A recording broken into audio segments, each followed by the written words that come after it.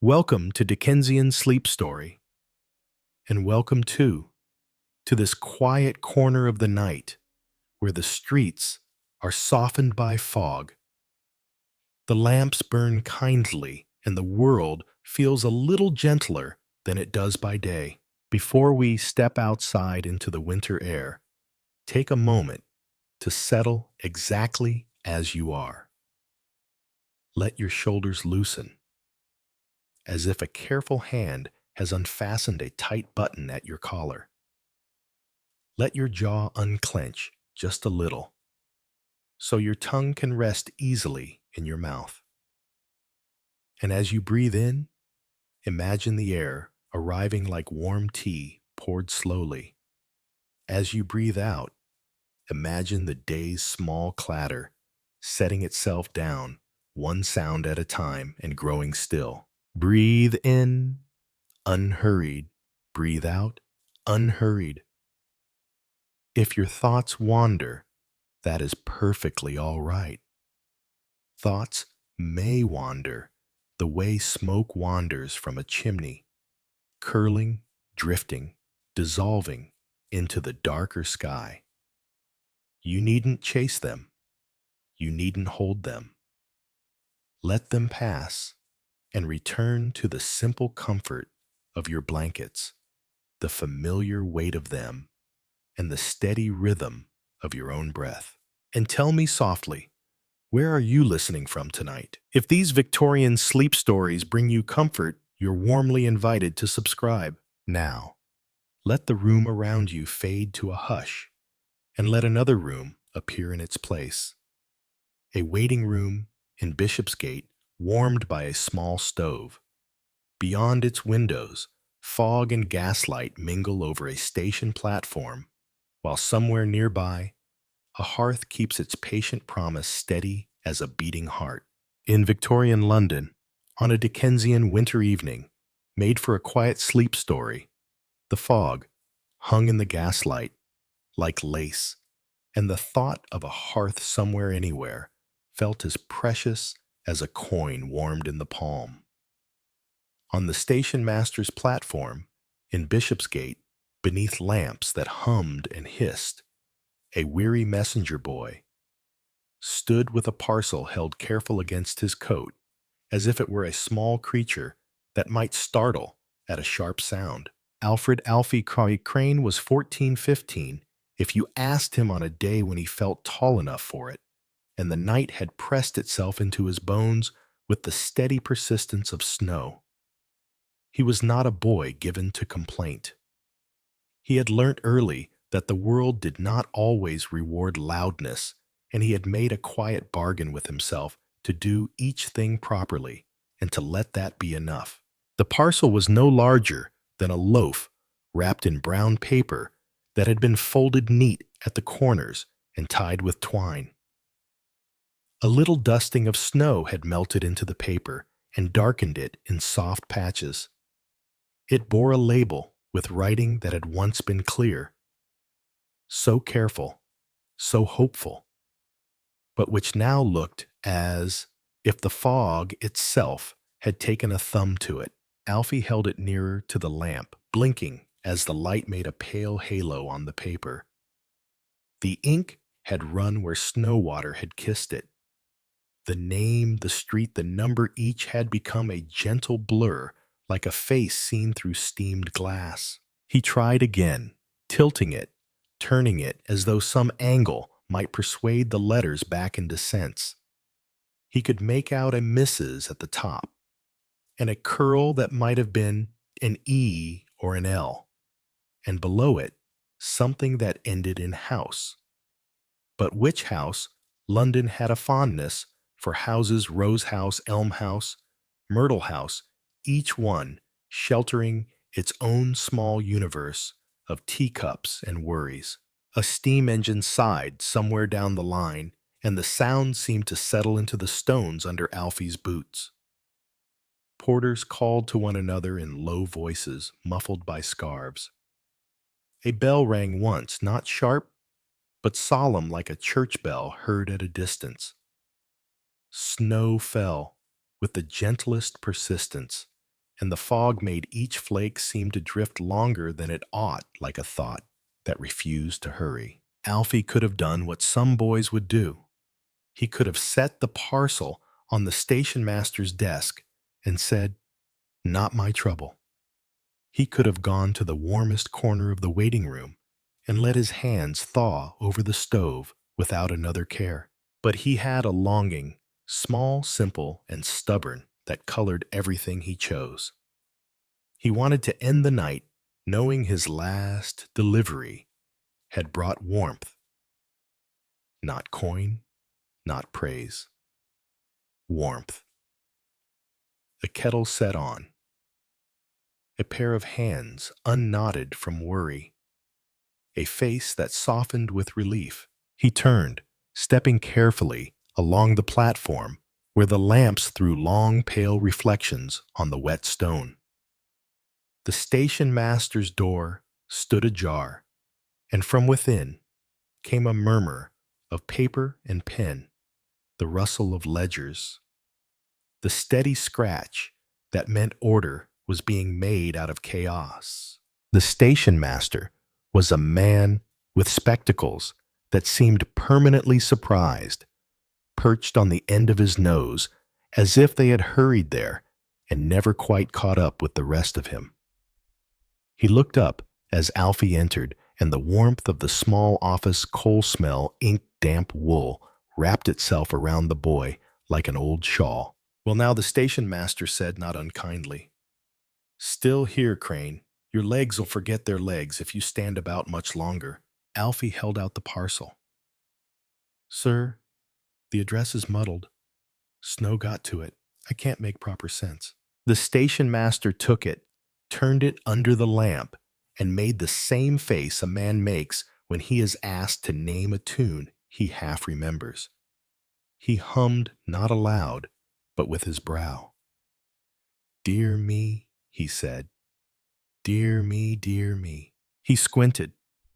He rotated the parcel as if the letters might slide back into place like magnets finding their true poles. He tried to read it with his head tilted, as though his eyes might be persuaded into cleverness by angle alone. "Could be Bishopsgate," he said, hopeful for a moment, then sighed. "Or could be Bermondsey, or, blast it, boy, it could be anything." Alfie felt his stomach dip, not with fear, but with that particular disappointment that comes when you have promised yourself a good ending, and the world seems determined to leave the sentence unfinished. "It's marked urgent," Alfie said softly, though the word on the label was half smudged and might have been eager for all anyone could tell. "And it's neat wrapped, sir." Someone cared. The station master's spectacles flashed as he looked up. For all his grumbling, he was a man who understood neat-wrapped things. "Someone cared," he echoed, and his voice softened by half a degree enough to make a difference. He set the parcel down and tapped it with a fingernail. "Here's what we shall do. We shan't send it off into the night like a blind pigeon. We shall find whose hands it belongs to, but we'll do it sensibly, mind no heroics." Sensible.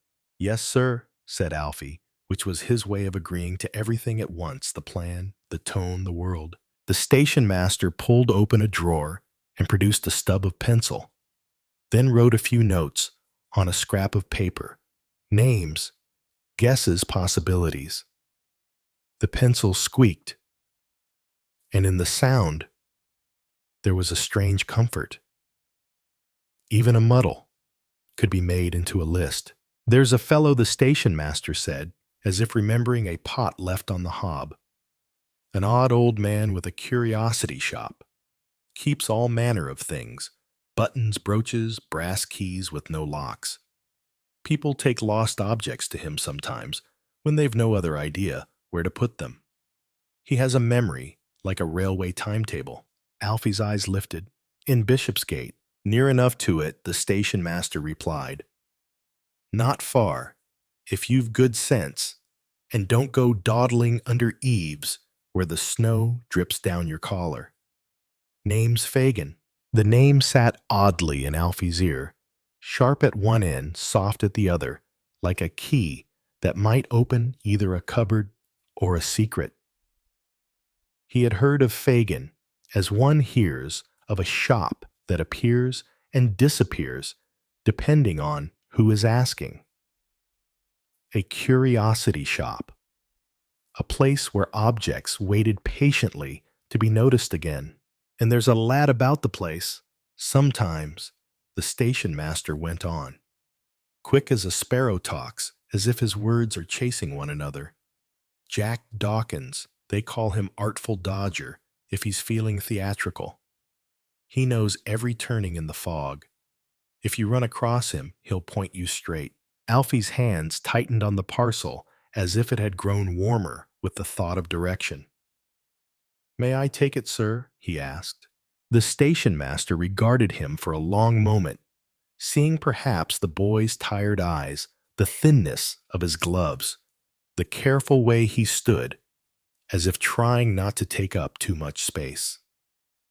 Then he sighed, not weary, but resigned to kindness. "Take it then," he said, "but you'll warm yourself first. Waiting room stove. 10 minutes. If your fingers go numb, you'll drop the parcel in the slush, and we'll be worse off than we were." "Yes, sir," Alfie said again, and it meant thank you. He carried the parcel into the waiting room, where a small stove sat like a patient heart, in the center ticking and murmuring with contained fire. The room smelled of damp umbrellas, wet boots, coal, and the faint sweetness of someone's orange peel.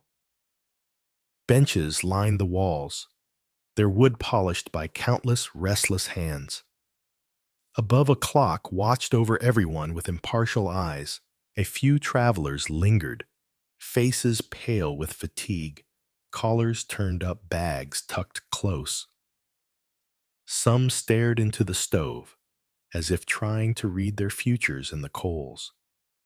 Others dozed, their heads tipped back, mouths parted slightly as though sleep had claimed them in the middle of a thought. Alfie took the bench nearest the stove and held his hands out, palms facing the iron. The heat crept into him slowly, like a kindness that did not wish to startle. He could feel his fingers remembering they were fingers. Beside him, someone shifted a small movement, careful not to disturb the quiet. Alfie glanced over, expecting an old lady or a porter. Instead, he saw a boy, not much older than himself, though the other's face had a gentleness that made him seem younger.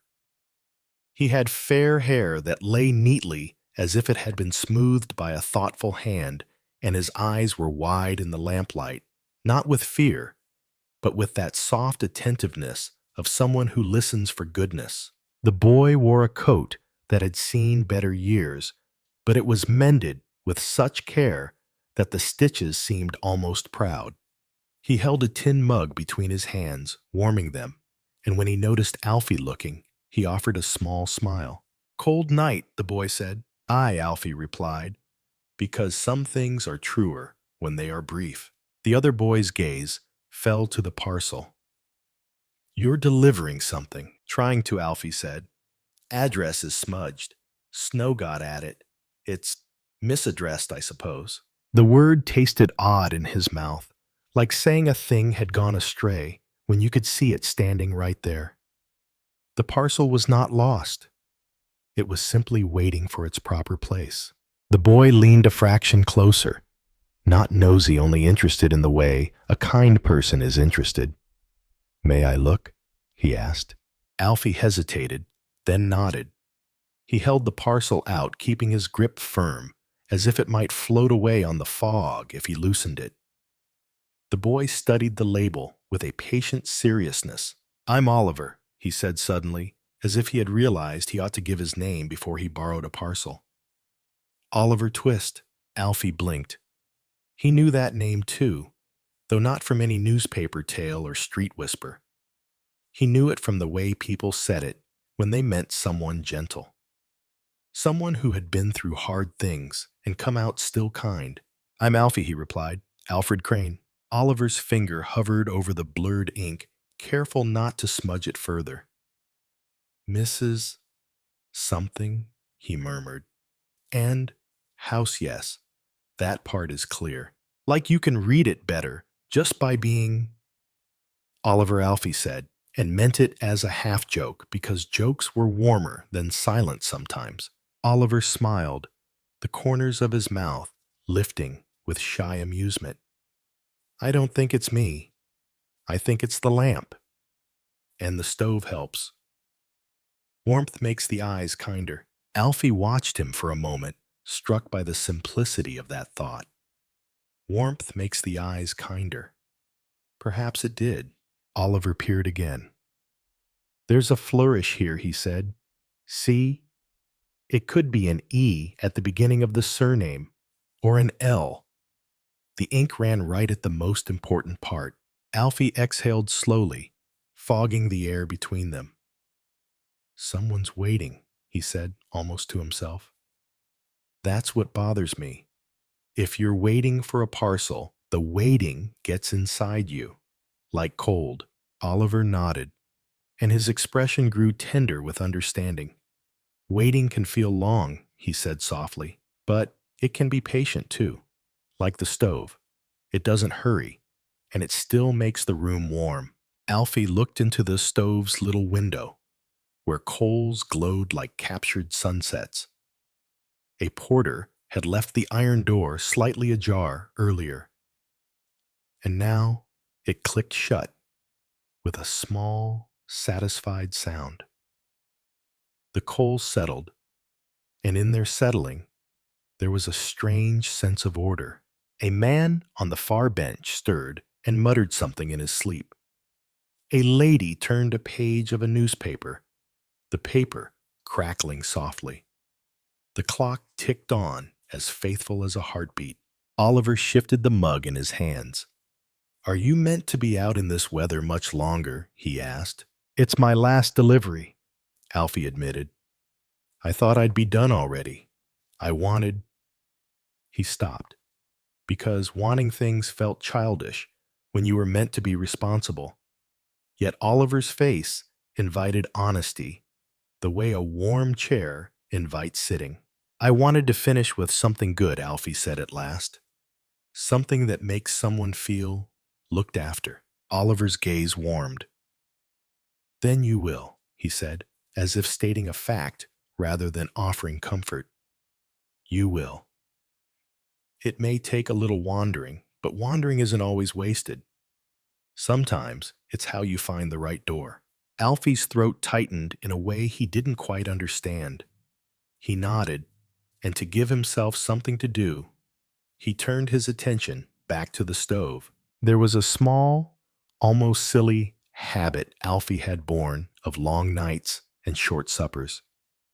When he sat by a fire, he counted the coals that glowed brightest, as if numbers could make a comfort you could hold. "One," he murmured, looking at a particularly bright coal. "Two. 3. Oliver's eyes flickered with curiosity.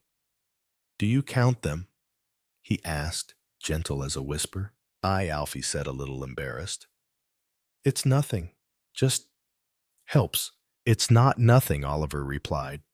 "It's like counting breaths. It tells your mind there is something steady." Alfie found himself smiling small and private. "Then it's that," he agreed. They sat a few moments in companionable quiet, two boys with tired hands and a parcel between them, like a shared responsibility. The stove murmured.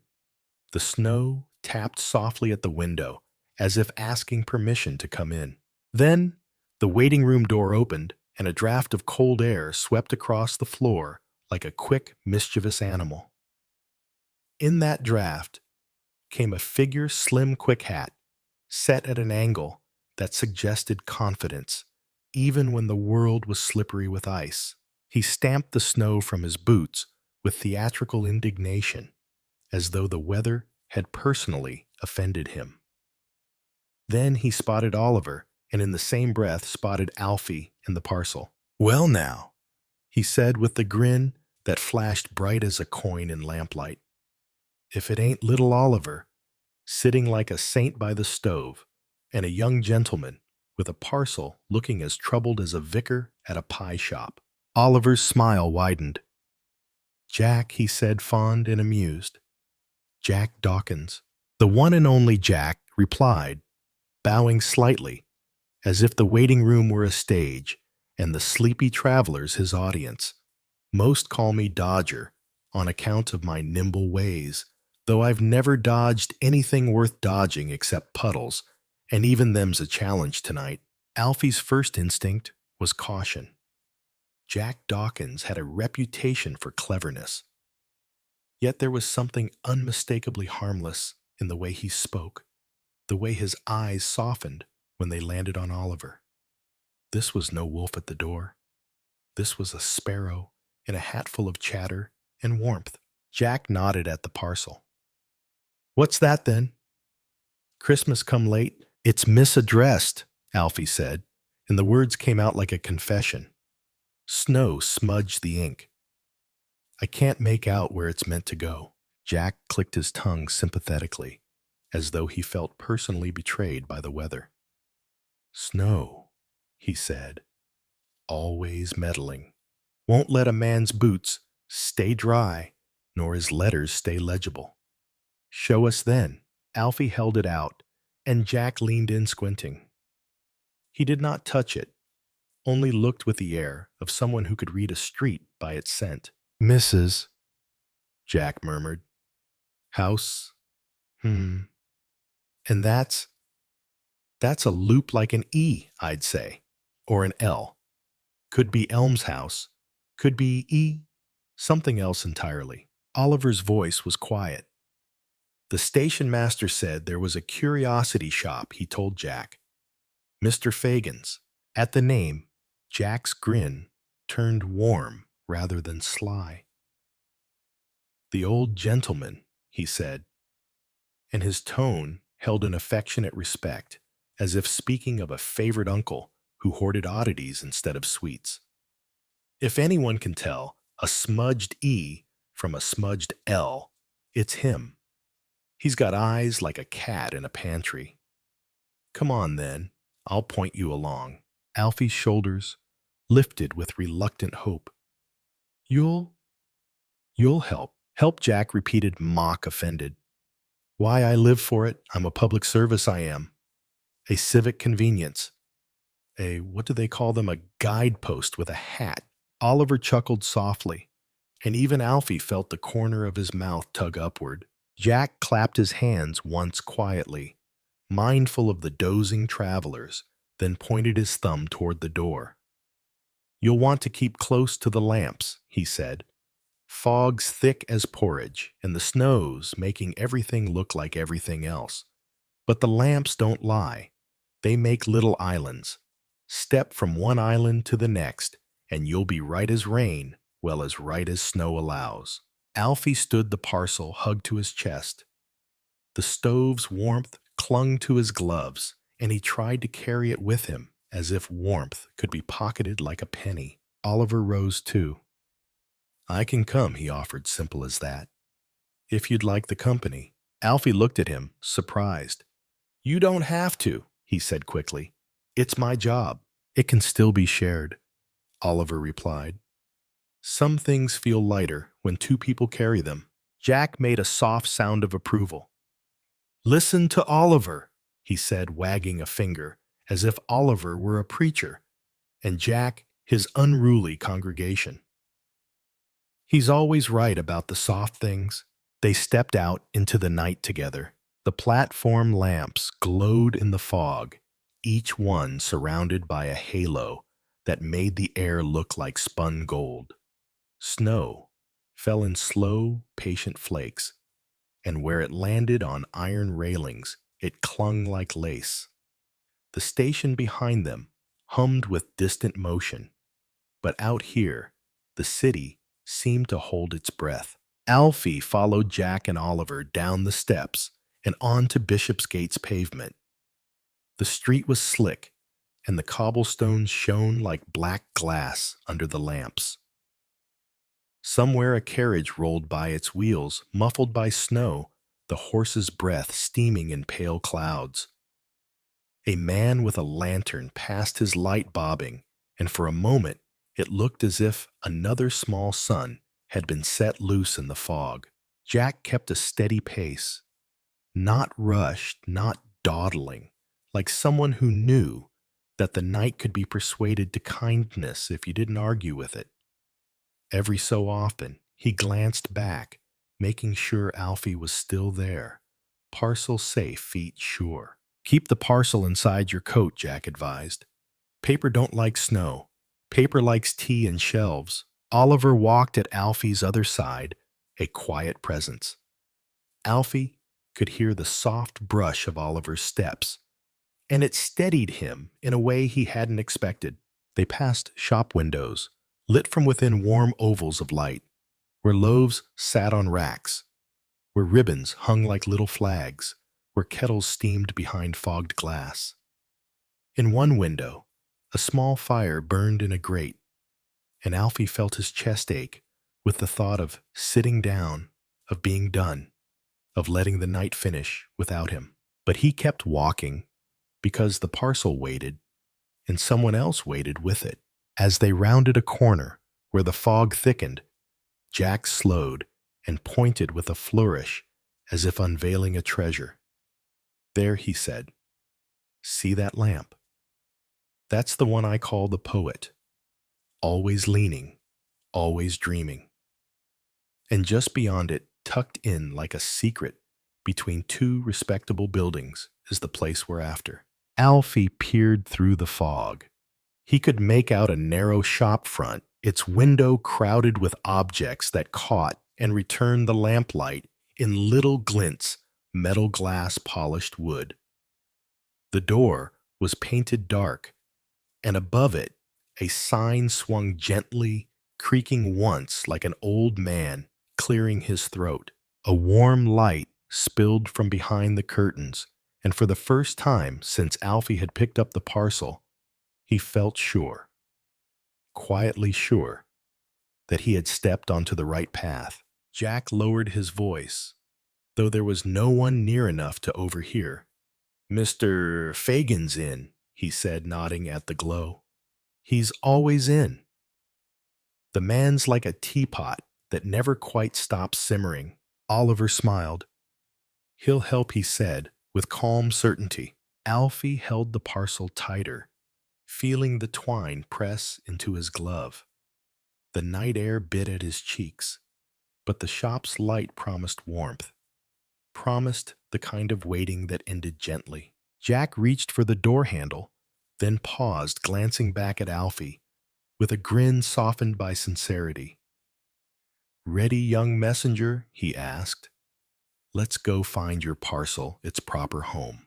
And together, with the fog curling around them like a protective shawl and the gaslight humming above, they stepped toward the lamp-lit door. The bell over the curiosity shop door gave a soft, throat-clearing tinkle, polite as though it had been trained to announce visitors without startling the air. Warmth breathed out at them at once, carrying the scent of old paper beeswax and something faintly sweet, like candied peel tucked in a pocket. Outside Bishopsgate kept its winter hush fog, snow the slow drip from eaves. Inside lamplight pooled in buttery circles, and every surface seemed to glow brass buttons and little dishes, glass stoppers winking from narrow bottles, a row of tiny wooden boxes lined up like patient guests at a table. Alfie paused on the threshold, parcel held tight beneath his coat. The shop felt like a room that had been waiting for him to arrive quietly, kindly, with no impatience at all. "Well, well," came a voice from deeper within, warm as a kettle beginning to sing. "If it isn't the night bringing me company." A man emerged from behind a curtain of hanging curios chains, of keys, ribbons, odd little charms that chimed softly when disturbed. He was not tall, but he carried himself as if he had learned to make the most of every inch of air around him. His hair gray at the edges, curled in a slightly unruly halo beneath a cap that looked as though it had once been fashionable and had decided with age to be comfortable instead. His eyes were bright and quick, kindly bright, like someone who had spent a lifetime finding stories in objects. "Mr. Fagin," Jack Dawkins said with a flourish that suggested he was presenting a very fine dish indeed. "A visitor for you and a puzzle besides." Fagin's gaze settled at once on Oliver, and his face softened into a smile that was almost parental in its ease. "Oliver," he said warmly, as if the boy's name were a small comfort in itself. Come in, come in.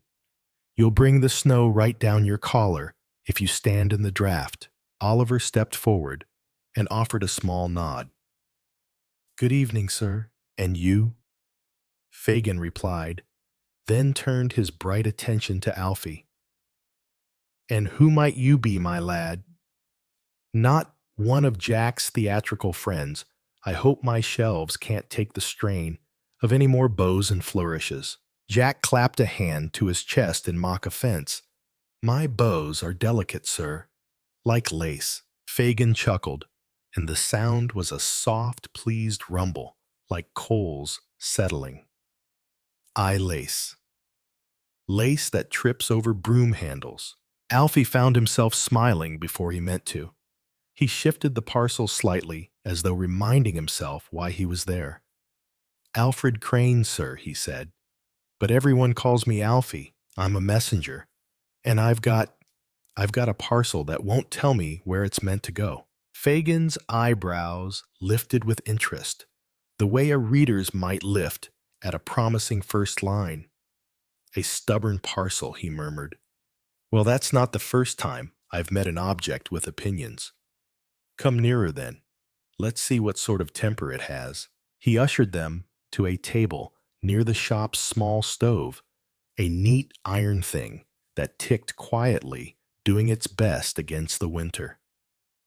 A kettle sat above it, not quite boiling, but thinking about it. Beside the stove lay a little tray of coal, small lumps that glimmered faintly as if they held a secret sun. Fagin noticed Alfie's glance. "Ah," he said, delighted, "you've found my treasure. Coals are honest, aren't they? You give them a little air, and they do their work without complaint." Alfie warmed at the words, remembering his counting by the station stove. I count them sometimes," he admitted a little sheepish. "Count them," Fagin echoed, and his face shone as if Alfie had announced he could recite poetry. "Then you're a fellow of refinement. Jack, do you hear that? We have another coal counter among us." Jack leaned in, eyes wide with exaggerated awe. "A coal counter? Well, strike me sensible." Oliver's smile held the gentlest amusement. "It helps him," he said simply, as if that were reason enough, and that, Fagin declared, tapping the table once, is the only reason anything need do anything. "Now, my lad, show me your parcel." Alfie set it down carefully, as if it were a sleeping animal. The brown paper looked darker now where melted snow had soaked in. The twine was taut neat. Fagin did not touch it at once. He leaned in and studied it the way one studies a painting, quietly, respectfully, as though it might be embarrassed to be stared at too boldly. He murmured, then reached into a drawer and produced a small magnifying glass with a brass handle. "A little help for these old eyes, though I dare say they're still quicker than Jack's conscience." Sir Jack protested promptly and cheerfully. "I have the cleanest conscience in Bishopsgate." Fagin peered through the glass at the smudged label.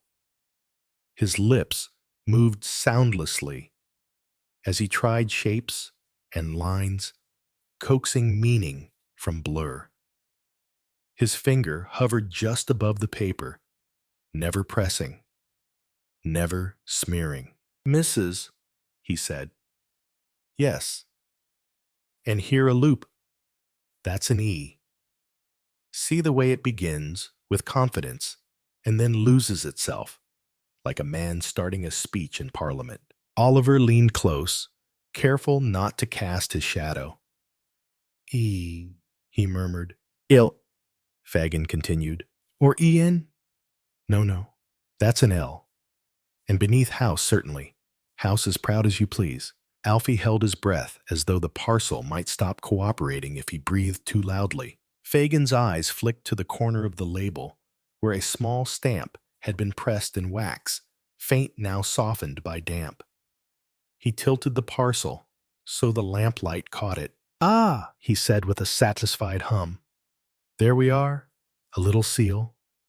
Not much, but enough. Jack leaned in, grinning. A seal. I like a seal. Makes a thing feel official, don't it? This seal, Fagin said, doesn't belong to a station, and it doesn't belong to a bank. It belongs to someone with a fondness for tea. Look here, the little kettle mark. See it. A kettle and a sprig. Oliver's eyes brightened. A tea shop. Fagin nodded, pleased. Aye. There's a tea shop, not 10 minutes from here, small place. Window seat kettle, always simmering like a friendly rumor. The proprietor stamps parcels and tins with that little kettle mark to keep her deliveries from going astray. Alfie's heart lifted as if someone had opened a shutter inside him. So the parcel came from there, or passed through there, Fagin replied. Objects travel in curious ways. Sometimes they take a scenic route just to make sure they're wanted. Jack wagged a finger at the parcel. Hear that? You're being dramatic, you are. Taking us round the block for the pleasure of it. Fagin smiled and gently nudged the parcel closer to Alfie. We'll go to the tea shop, he said, and ask our questions kindly. But first, hands? He nodded to Alfie's gloves. Cold hands make clumsy knots. Warm them a moment. They gathered nearer the stove. Fagin lifted the kettle slightly, listening to it with the attentiveness of someone who truly believed kettles spoke. Then he poured hot water into 4 mismatched cups, one with a crack like a river line, one with faded flowers, one plain, one chipped at the rim. He dropped in tea leaves from a tin that looked older than Alfie felt. The scent rose gently earthy, comforting the smell of a warm room that did not ask you to be anything other than tired. Now, Fagin said, settling at the table as if the night had invited them all to sit. Before we go gallivanting about with parcels and seals, let us do something sensible. Jack blinked. Sensible in my company. Brave of you. Fagin ignored him, with the ease of long practice. We shall sit for a moment, he said, and we shall speak plainly. A warm drink is a fine thing, but a warm truth is finer. Alfie held his cup between both hands. The heat soaked into his fingers. He could feel his knuckles loosening as though they were unbuttoning themselves. Oliver cradled his cup. 2 eyes lowered in quiet gratitude. Jack took a sip and made an exaggerated sigh of pleasure. Then, perhaps noticing the atmosphere, softened his theatrics into something gentler. Fagin looked at Alfie first. You've come out in the snow, with a parcel you could have left behind, he said. Why? Alfie swallowed. He had not expected the question to land so directly, like a hand set kindly on his shoulder. Because someone's waiting, he said, and the words came out rougher than he meant. And waiting it can make you feel forgotten. I don't want anyone to feel that, because I couldn't be bothered, or because the ink ran. Fagin nodded slowly, as if savoring the honesty. A good reason, he murmured. Oliver's eyes lifted. He did not rush. He spoke as if he were choosing words that would lie smoothly in the listener's ear. I know what it is to wait, he said softly. To wait for someone to be kind. To wait for a place to feel like home. And when I see someone else waiting, I want them to have better than I had." Jack's grin faded into something thoughtful. For a moment, his cleverness turned quiet, as if it had been asked to sit down. "And you, Jack Dawkins?" Fagin prompted, voice warm rather than teasing. Jack rolled his cup between his palms. "Me," he said, as if surprised. He counted. Then he shrugged. But the shrug held a little tenderness. "I like being useful," he admitted. "I'm tired of being the sort of lad folks look at and assume the worst. So when I can point someone the right way, properly, kindly, I feel like I don't know, like I've put something straight." Fagin's eyes shone, and for a heartbeat, the old man looked almost moved. Then he cleared his throat lightly, as if he would not let the moment become too heavy. "And me," he said, tapping the table once. "I keep a shop full of lost and waiting things. Buttons missing their coats, keys missing their locks, little trinkets that belonged to someone's dear memory. I worry sometimes that they'll never be claimed, that they'll wait and wait until even the waiting goes quiet."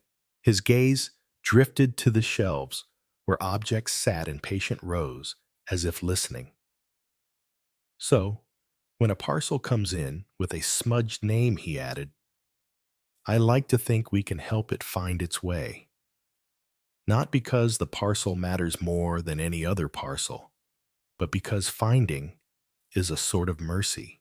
Alfie's throat tightened again, but this time it felt warm rather than painful.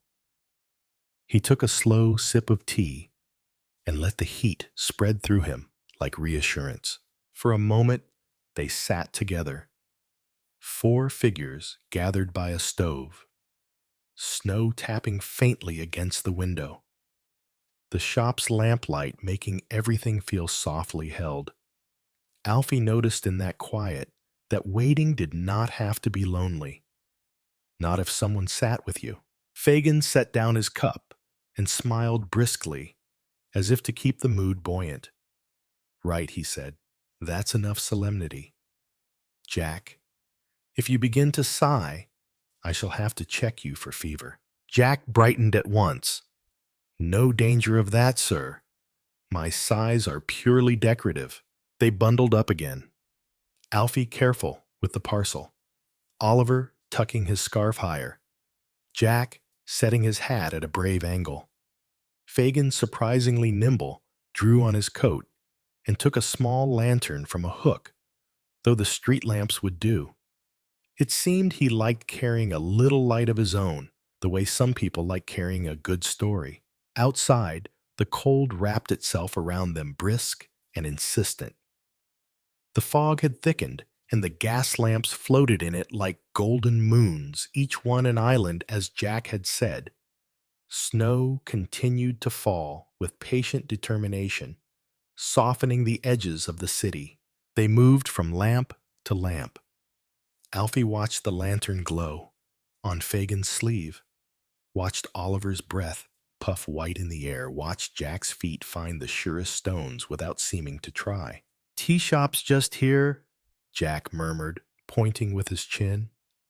"Smells like biscuits, if the wind's friendly." The tea shop window was misted from within, and behind the glass a pale gold light shone rich and inviting. Alfie could see the outline of a window seat, cushioned, occupied by a figure whose posture spoke of waiting. A kettle sat on a small iron stand near the counter, and its faint steam made a ghost of warmth in the air. They stepped inside, and the change was immediate. Cool cold giving way to warmth, the dampness of wool beginning to dry, cheeks beginning to thaw. The room was snug with small tables, and a counter lined with tins. The air smelled of tea honey and baked bread. A woman behind the counter looked up. She wore her hair pinned neatly, and her sleeves were rolled as if she had been stirring something for a long while. Her face held the capable calm of someone who had watched many evenings arrive, each with its own small troubles, and had managed them all with a kettle and a firm hand. "Well, now," she said not unkindly, "you've brought half the snowdrift with you." Jack gave her a bow, so quick it was more like a nod. "Evening, Mrs. Blatch," he said brightly.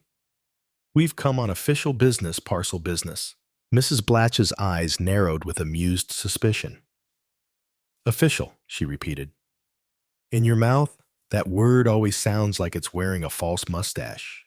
Oliver smiled politely. Fagin gave a small nod of greeting, and Mrs. Blatch's expression softened at once the way it did when someone familiar and trusted entered a room. "Mr. Fagin," she said, "cold enough to freeze a teaspoon." "Only on the outside," Fagin replied. "On the inside, we're all still simmering." Mrs. Blatch huffed a laugh and then noticed the parcel. Her gaze sharpened with professional interest. "Let me see," she said, coming round the counter with a cloth in hand, wiping her fingers as she walked. Alfie held the parcel out. Mrs. Blatch examined the seal, the smudged ink, the twine. "That's mine," she said at once. "That stamp is mine. Kettle and sprig my own clever idea, so no one walks off with my tins by mistake." "Where'd you pick this up?" "Station platform," Alfie said. "Address got smudged. We couldn't make it out proper." Mrs. Blatch turned the parcel, slightly squinting. "Ah," she murmured, "I know that hand. That's my own. And it's not as pretty as I wish it were. And this, yes, this is for Elm House." Alfie's heart gave a small leap. "Elm House," he repeated, tasting the clarity of it. Mrs. Blatch nodded. "Boarding house 2 streets over. Mrs. Elspeth Larkin stays there. Quiet woman, keeps to herself. She comes in here sometimes and sits at that window seat looking at the fog, as if it's a letter she can't quite read." Her eyes flicked to the window seat, where the figure sat, still hands wrapped around a cup, gaze turned outward. Alfie looked, and a hush fell over him. The woman by the window seat was not old, but she carried a tiredness that had nothing to do with years. Her shoulders were slightly drawn in, as if she had been bracing against disappointment for some time. Yet the way she held her cup, careful, grateful, suggested she still believed warmth was possible. "She's been waiting on something?" Alfie asked softly. Mrs. Blatch's mouth tightened in sympathy. "Aye," she said. "A parcel from the country. From her sister, I think. Something small she wouldn't say, but you can tell when a person's waiting on more than paper and twine. She's been patient, though. Comes in, pays for 1 cup, and makes it last. I keep the kettle simmering and pretend I don't notice how she watches the door." Fagin's voice was gentle. "Waiting is a long road," he said, "but it's kinder with company." Mrs. Blatch nodded once, briskly, as if she didn't trust herself to linger in sentiment too long. Then she lifted her chin toward the window seat. "You could tell her," she said, "or you could take it straight to Elm House. Either way, she'll know soon." Alfie hesitated. He wanted to give the parcel into the right hands neatly, properly. But he also did not want to turn waiting into a spectacle. Oliver stepped slightly closer to Alfie, voice low. "We can be gentle," he said. "We can tell her quietly. Or we can let the parcel speak for itself in her room." Jack, for once, did not make a joke. He only nodded, eyes flicking from Alfie to the window seat, as if he understood that some moments required softness rather than sparkle. Alfie swallowed. "Elm House," he said, and his decision settled like a warm weight. "We'll take it there. If she's waiting, she ought to get it at home somewhere warm, where she can open it without feeling watched." Mrs. Blatch's expression softened. "Good lad," she murmured. Then, with the practical kindness of a tea shop keeper, she reached under the counter and produced a small paper bag. "For your trouble," she said, thrusting it toward Alfie. A couple of biscuits. You look like you've been running on steam and not enough coal. Alfie opened his mouth to refuse habit. Pride shyness, but Fagin gave him a look that said, take kindness when it's offered. It's rude to leave it on the table. So Alfie accepted the bag, fingers brushing the warm paper, and murmured, thank you, ma'am. Mrs. Blatch waved it off. Go on, she said, before the fog decides to rearrange the streets. They stepped back into the night parcel safe, biscuits tucked away, lantern light bobbing gently. The fog felt thicker now, but it no longer felt like an enemy. It felt like a curtain, and beyond it waited a warm room and a right ending. Elm House was not grand. It was the sort of boarding house that did not announce itself loudly, but simply existed brickwork, darkened by years' windows, with curtains drawn, a door that opened with a polite groan. A small lamp burned in the entry, and its light made the falling snow look like slow-moving lace. Inside, the stairwell rose narrow and close, warmed by nearby hearths that breathed heat through the walls. The air smelled faintly of coal smoke and boiled potatoes and soap, ordinary comforting scents that told of lives lived quietly, one day after another. Alfie stepped in, first boots careful on the mat. The warmth here was different from the tea shops, less buttery, more lived in. It wrapped around him like the familiar hush of a home that belonged to someone else. A clock ticked somewhere steady, patient. From behind a door came the faint murmur of a radio. No, there was no radio. It was the murmur of voices, perhaps, or the distant scrape of a chair, or a low hymn being hummed. The boarding house had the feeling of many small worlds tucked behind many small doors. Fagin lifted his lantern slightly, peering at the little plaque by the staircase. Mrs. Larkin, he murmured, reading. Second floor. There we are. Alfie's heart began to beat a little faster, not with urgency, but with the quiet importance of doing a thing properly. He started up the stairs, the parcel held carefully, Oliver beside him, Jack behind, and Fagin following with the lantern, as if guiding them through a story. The stairwell was warm enough that Alfie's fingers loosened around the twine. At the landing, a small table held a candle stub and a vase with one dried sprig of something lavender. Perhaps its scent, faint but soothing. They reached the second floor and found the door marked with a neat bit of paper, Mrs. E. Larkin. The letters were tidy, as if the writer wished for order, even in something as small as a name on a door.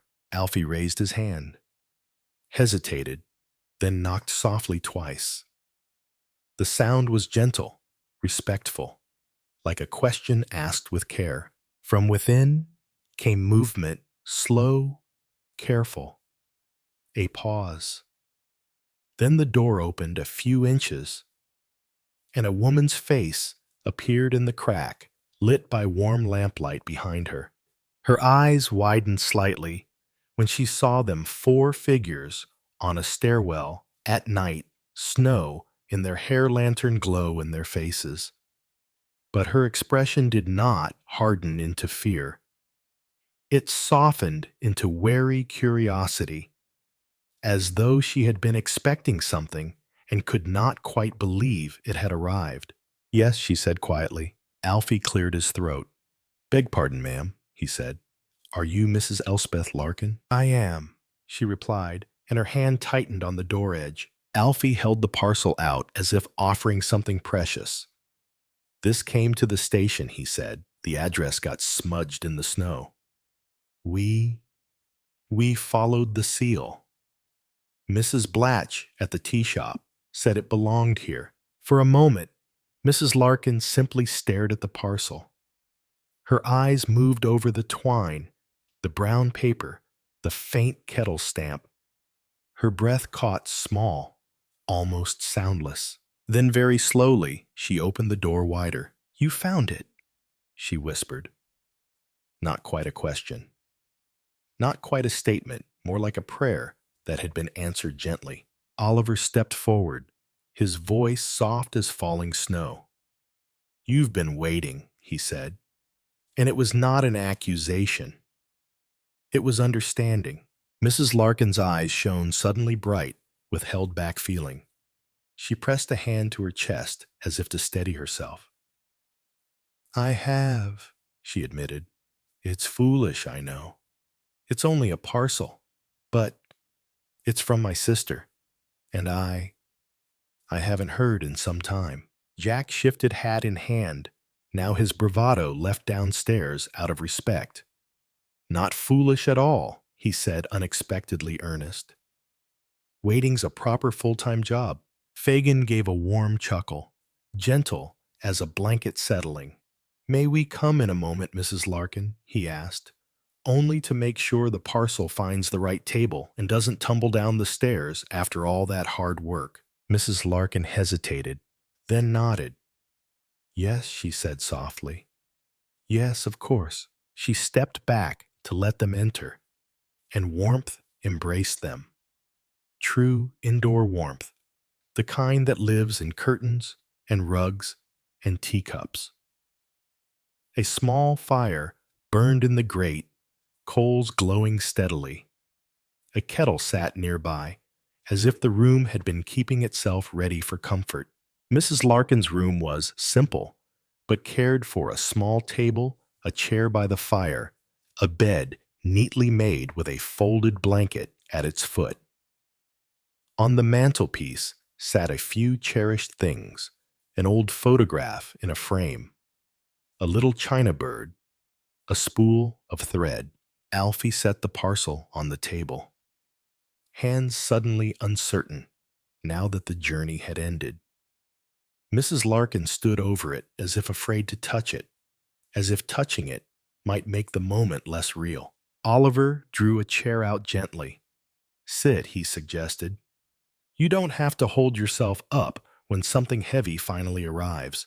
Mrs. Larkin gave a small, shaky laugh, almost silent, and sat. Her hands hovered over the twine. Alfie felt in that moment the exact shape of patient waiting. It was not dramatic. It was not loud.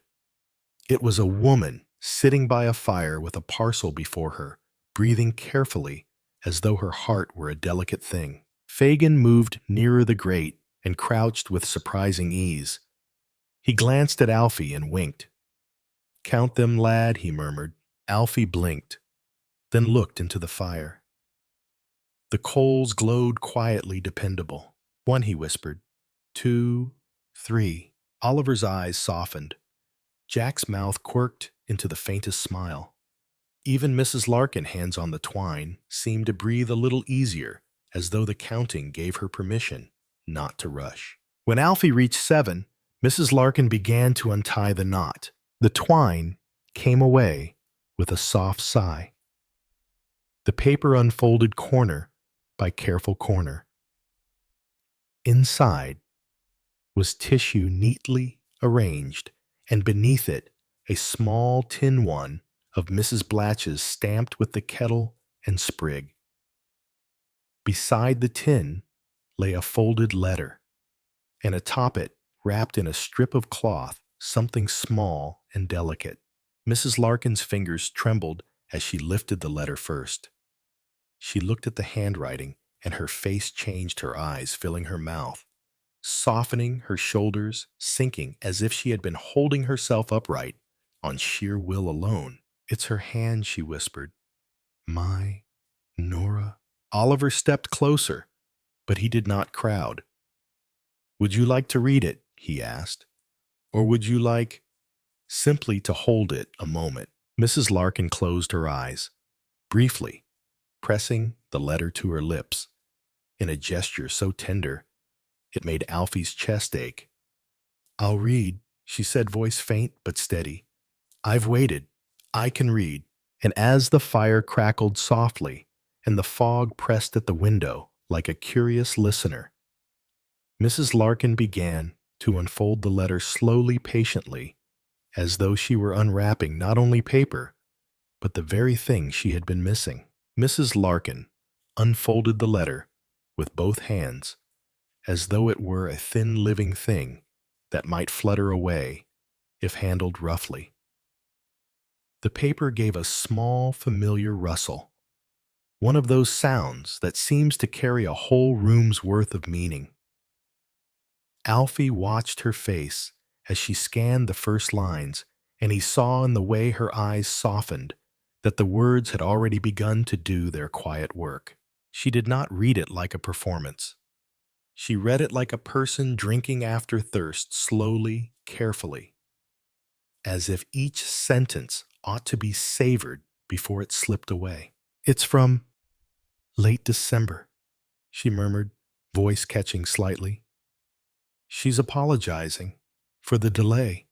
She says the snow in the country was worse than here. She says the lanes were blocked and the postman had to put." Mrs. Larkin stopped and smiled through the shine in her eyes. "Leave his bicycle at the vicarage and walk like a sensible man." Jack's mouth twitched. "A bicycle," he repeated, as if the very word made him suspicious. "Never trusted anything with wheels that ain't a carriage." Oliver glanced at him with mild reproach that was mostly affection. Let her read Jack. "I'm listening," Jack insisted at once, pressing a hand to his heart.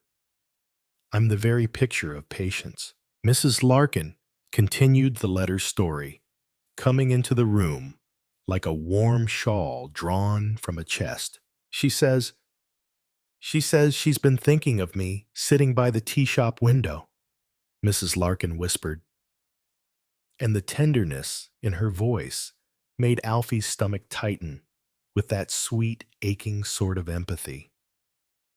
"She says she imagined my cup going cold before I finished it, so she sent a tin of tea to keep it company." Her gaze drifted to the tin on the table, stamped with the little kettle and sprig. She rested her fingertips on it as if greeting an old friend. Fagin made a pleased sound. "A tin sent with thought," he murmured. "That's worth more than a tin sent with haste." Mrs. Larkin nodded, blinking. "She says she asked Mrs. Blatch to make sure I had a window seat, if she could, and to keep the kettle, yes, simmering.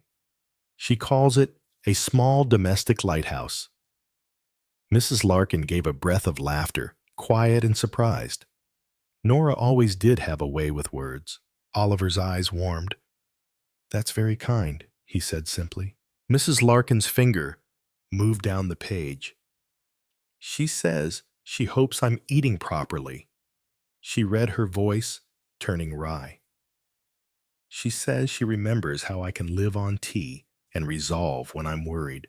Alfie glanced at her cup, still warm, still cradled, and felt a hush of respect for the way people carried themselves through waiting. "She says—" Mrs. Larkin hesitated, then continued more softly, as if the next lines were for her alone. "She says she knows London can be loud even when it's quiet, and that she's sorry for leaving me to it." The fire crackled once, a gentle punctuation. Outside the window, the fog pressed close, and snow fell with patient persistence, turning the street lamps into soft glowing orbs. Mrs. Larkin swallowed and went on, the letter's warmth deepening. "She says she can't come up to London just now," she murmured. "But she's sending something that belonged to Father. Something to remind me I'm not alone when I'm waiting." Her hands paused over the letter. For a moment, she seemed to gather herself. Then she set the page down as if it were too dear to rush. She reached for the strip of cloth beside the tin and unwrapped it slowly. Inside lay a small object, a brass button polished to a gentle shine. It was not a grand thing. No jewel, no ornament, yet it held a weight of feeling. The kind of button that might once have fastened a uniform coat, the kind that might have caught Gaslight on a platform and felt proud to do so. Mrs. Larkin exhaled a sound halfway between laughter and weeping. "It's his," she whispered. "His railway button. He used to rub it when he was thinking. He said it helped him remember that every train arrives in the end, if you give it time." Alfie felt the words settle inside him, like a coal set carefully into place. Fagin leaned forward, eyes bright with gentle curiosity. "A button," he said softly. I do love a button. A button is a promise, you know. It says, 'This will hold if you let it.'" Jack nodded, unexpectedly solemn. "And if it comes off," he added, "you can sew it back on," which is more than you can say for some folks' tempers. Oliver reached out slowly, asking permission with his movement, and touched the edge of the button with one fingertip. "It's warm," he said, surprised. Mrs. Larkin looked down. It is," she murmured, and her mouth trembled into a smile. "It's been in her hand. It's carried her warmth all the way here." Alfie's eyes stung a little, and he pretended to blink at the fire. Mrs. Larkin picked up the letter again, as if now she could read the rest without fear. "There's more," she said, voice steadier. "She says she's tucked something in for the person who delivers it." Alfie's shoulders tightened before he could stop them. The person who delivers it. That was him. His heart gave a small, startled knock, like someone tapping at a door. Mrs. Larkin reached into the parcel's paper folds and found a smaller envelope, plain and carefully sealed. On the front was written in a hand that had tried very hard to be clear, "For the messenger lad, with thanks." Alfie stared at it, as if it were a lantern suddenly held up in front of him. Jack's eyebrows shot up. "Well," he whispered, delighted. "You see, the parcel's got manners." Mrs. Larkin looked at Alfie with soft uncertainty, as if she worried she might embarrass him by offering it. Is it you?" she asked, gently, the messenger. Alfie nodded once, throat too tight for much else. "Then this is for you," she said, and held the envelope out across the table. Alfie's hands moved slowly, almost reluctantly. Taking things that were meant for him felt like stepping onto unfamiliar ground. Yet the envelope was offered with such simple kindness that refusing would have been like refusing warmth in winter. He took it. The paper was smooth beneath his fingers, and the seal was a neat dab of wax. He hesitated, then glanced up first at Oliver's calm face, then at Fagin's encouraging eyes, then at Jack's grin that seemed to say, "Go on, lad, the night's being generous." Alfie broke the seal carefully and unfolded the note inside. The handwriting was small, tidy, and full of earnestness. It did not scold. It did not demand. It simply offered. Alfie read silently at first, lips moving just slightly. Then his eyes widened, and he looked up as if the room had shifted. "What is it?" Oliver asked softly. Not nosy, only concerned. Alfie swallowed. It's a note," he managed. "From her sister. From Nora." Mrs. Larkin's smile trembled. "What does she say?" Alfie looked back down and read, voice quiet, as though he were afraid the words might break if spoken too loudly. She says, "If you are the boy who carried this through the fog, thank you for your patience. London can be cold, but kindness warms it. Please buy yourself something warm to eat and sit by a stove until your hands remember they are safe." Jack let out a low whistle, softened immediately into reverence. "That's a proper note," he murmured. Alfie unfolded the last crease and found tucked inside 2 coins, small, bright, and real. Sixpence, perhaps a shilling, as well enough for a hot bun, a cup of tea, a moment of peace. Alfie stared at the coins in his palm. He had carried the parcel, hoping to warm someone else's night, and now the parcel, quietly, almost shyly, had warmed his. He felt something inside him loosen, something he hadn't known was clenched. The longing he carried, ending the night with warmth, had been answered from an unexpected direction. Like a train arriving at a platform, you'd stopped watching, convinced it would never come. Mrs. Larkin pressed a hand to her chest. "Oh," she whispered. "Nora, you dear thing." Fagin's eyes glistened in the lamplight. He blinked briskly, as if his eyes were merely dusty from the shop. "Well," he said, voice thickened by tenderness, "that's what I call a parcel with a soul." Oliver's gaze stayed on Alfie, steady and kind. "Do you see?" he murmured. "You thought you were only helping someone else, but you were being found, too."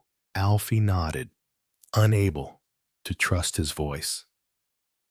He curled his fingers around the coins, feeling their cool solidity, and in that coolness he felt the warmth of intention, the kind of warmth that didn't burn out quickly. Jack cleared his throat with exaggerated seriousness. "I always say," he announced, "that the best parcels have a surprise for the carrier. It's in the regulations." Fagin gave him a look. "Regulations, is it? And who wrote those?" "I did," Jack replied promptly. "In my head. Very official." Mrs. Larkin laughed, then truly laughed. And the sound was small, but bright, like a spoon tapping a teacup. The room seemed to exhale with her. She set the letter and button carefully on the table, then rose, still smiling through tears. "Please," she said, looking from Alfie to Oliver to Jack to Fagin. "You've brought this to me, brought my sister into my room. Let me do something in return." She moved to a small cupboard and took out a tin, plain, not fancy, and from it she produced a few slices of bread and a small pot of jam. "It's not much," she said, apologetic in that way. Kind people often are, as though generosity must always be excused. "But you'll have something sweet with your tea." Jack's eyes lit up. "Jam," he said reverently. "Now we're talking serious comfort." They gathered around the little table again, the fire steady, the stairwell warmth seeping through the walls. Mrs. Larkin set out the bread on a plate, and the room took on the quiet intimacy of shared supper. Not grand, not elaborate, simply warm. As they ate, the night outside continued its patient business, snow falling, fog thickening, gas lamps hissing softly. Inside, the kettle murmured, the clock ticked, and the world felt for a while entirely manageable. Mrs. Larkin, calmer, now sat with the letter folded neatly beside her. She looked at Alfie with a gentleness that made him feel oddly shy. "You must have been so tired," she said, "and still you brought it." Alfie shrugged, uncomfortable with praise. "It was my job." Oliver shook his head slightly. "It was your care," he corrected, and his voice held quiet certainty. Mrs. Larkin nodded. "Yes," she agreed. "Care. That's the word." Fagin leaned back in his chair, watching the fire. "Care is what makes a house a home," he said. "Even a little room like this. Even a little shop like mine. Even a waiting room by a station stove." At that, Alfie's mind went back to the waiting room. The dozing travelers, the steady tick of the clock, the coals glowing under iron. He remembered his counting and how Oliver's presence had turned it into something less lonely. Jack licked a bit of jam from his thumb quietly, with surprising politeness, then said, "Since we're all gathered like respectable folk, I'll confess something. Seeing as we started confessing earlier, and I don't like to leave a chain unfinished. Fagin lifted a brow. Oh dear, he murmured. Hold on to your hats. Jack ignored him and looked at Mrs. Larkin, then at Alfie. I pretend I'm never waiting, he said, his voice softer than usual. I talk fast, I walk fast, I joke fast. But the truth is, I'm always waiting for someone to look at me and not assume I'll make a mess of things. Oliver's expression softened with immediate understanding. Jack shrugged again, but this time the shrug was honest rather than theatrical. Tonight, he added, nodding at the parcel I got to be useful without anyone squinting at me like I'm a suspicious puddle. And that's a rare comfort. Mrs. Larkin's eyes warmed. You were very helpful, she said gently. I'm glad you came. Jack blinked as if the words startled him, then looked down at his hands. He murmured. Me too. Oliver took his turn, without being asked, as naturally as breathing. I wait sometimes, he admitted, for the world to stay kind. I've seen it change quickly.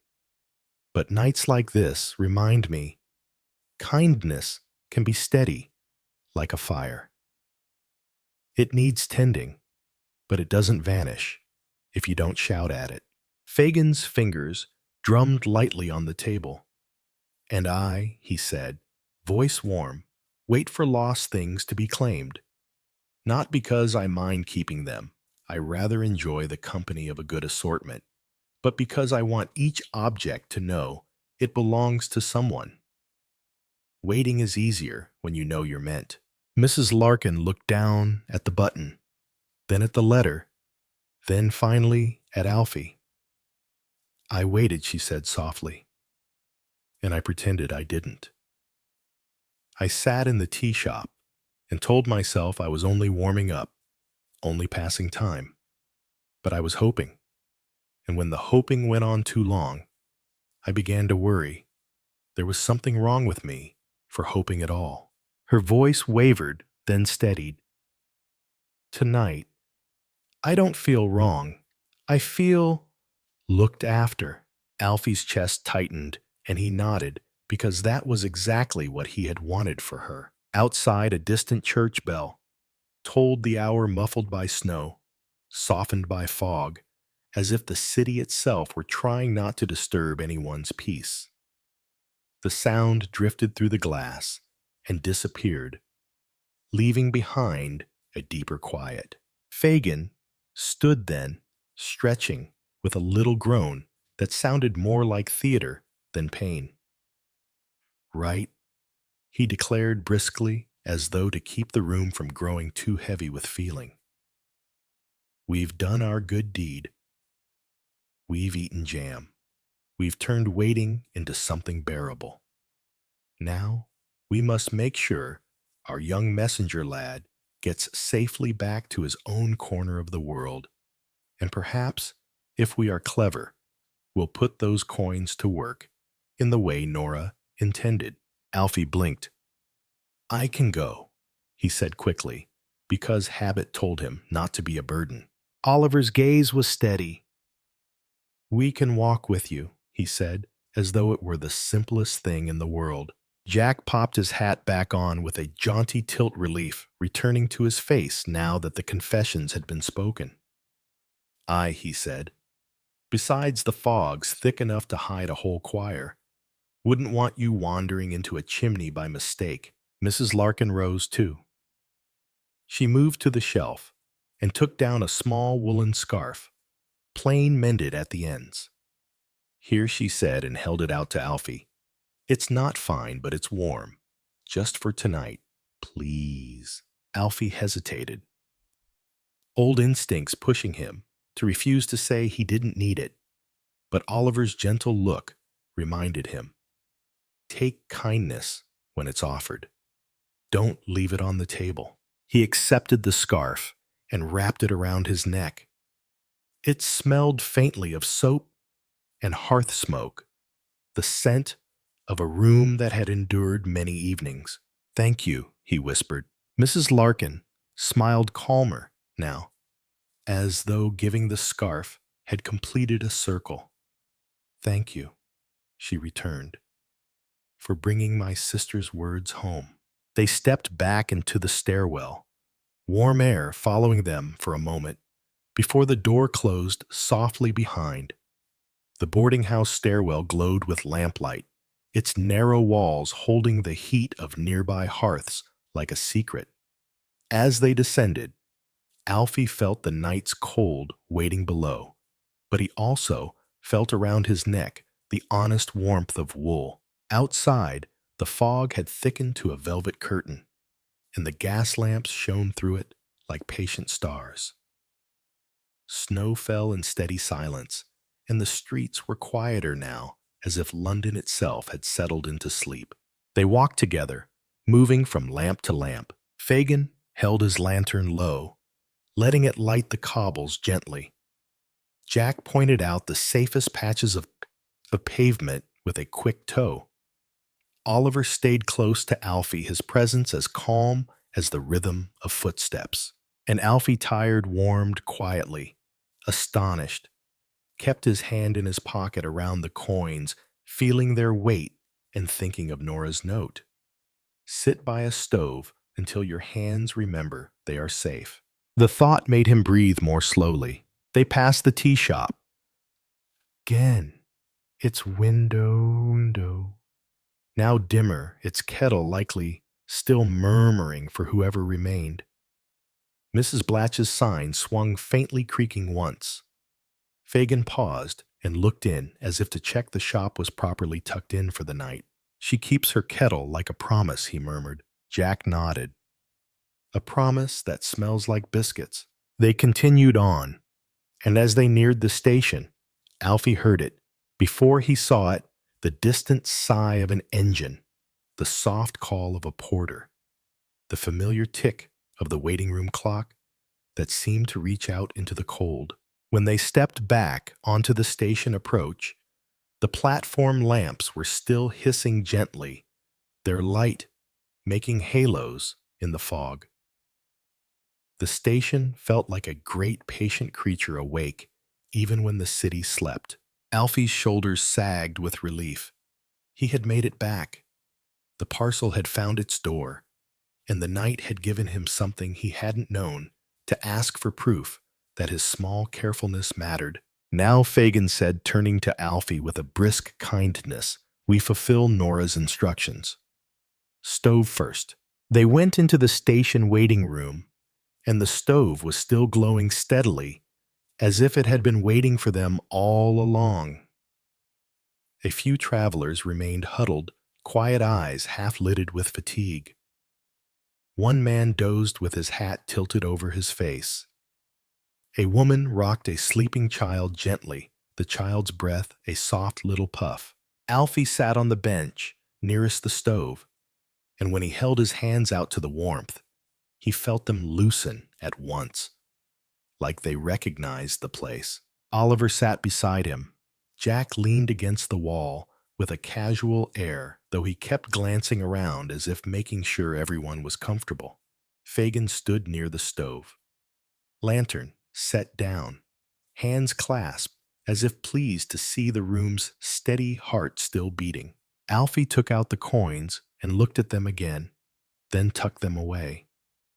He wasn't ready to spend them yet, not because he didn't want the bun or the tea, but because holding them a moment longer felt like holding the night's gentle twist in his palm. He began to count the coals again, almost without thinking. "One," he murmured.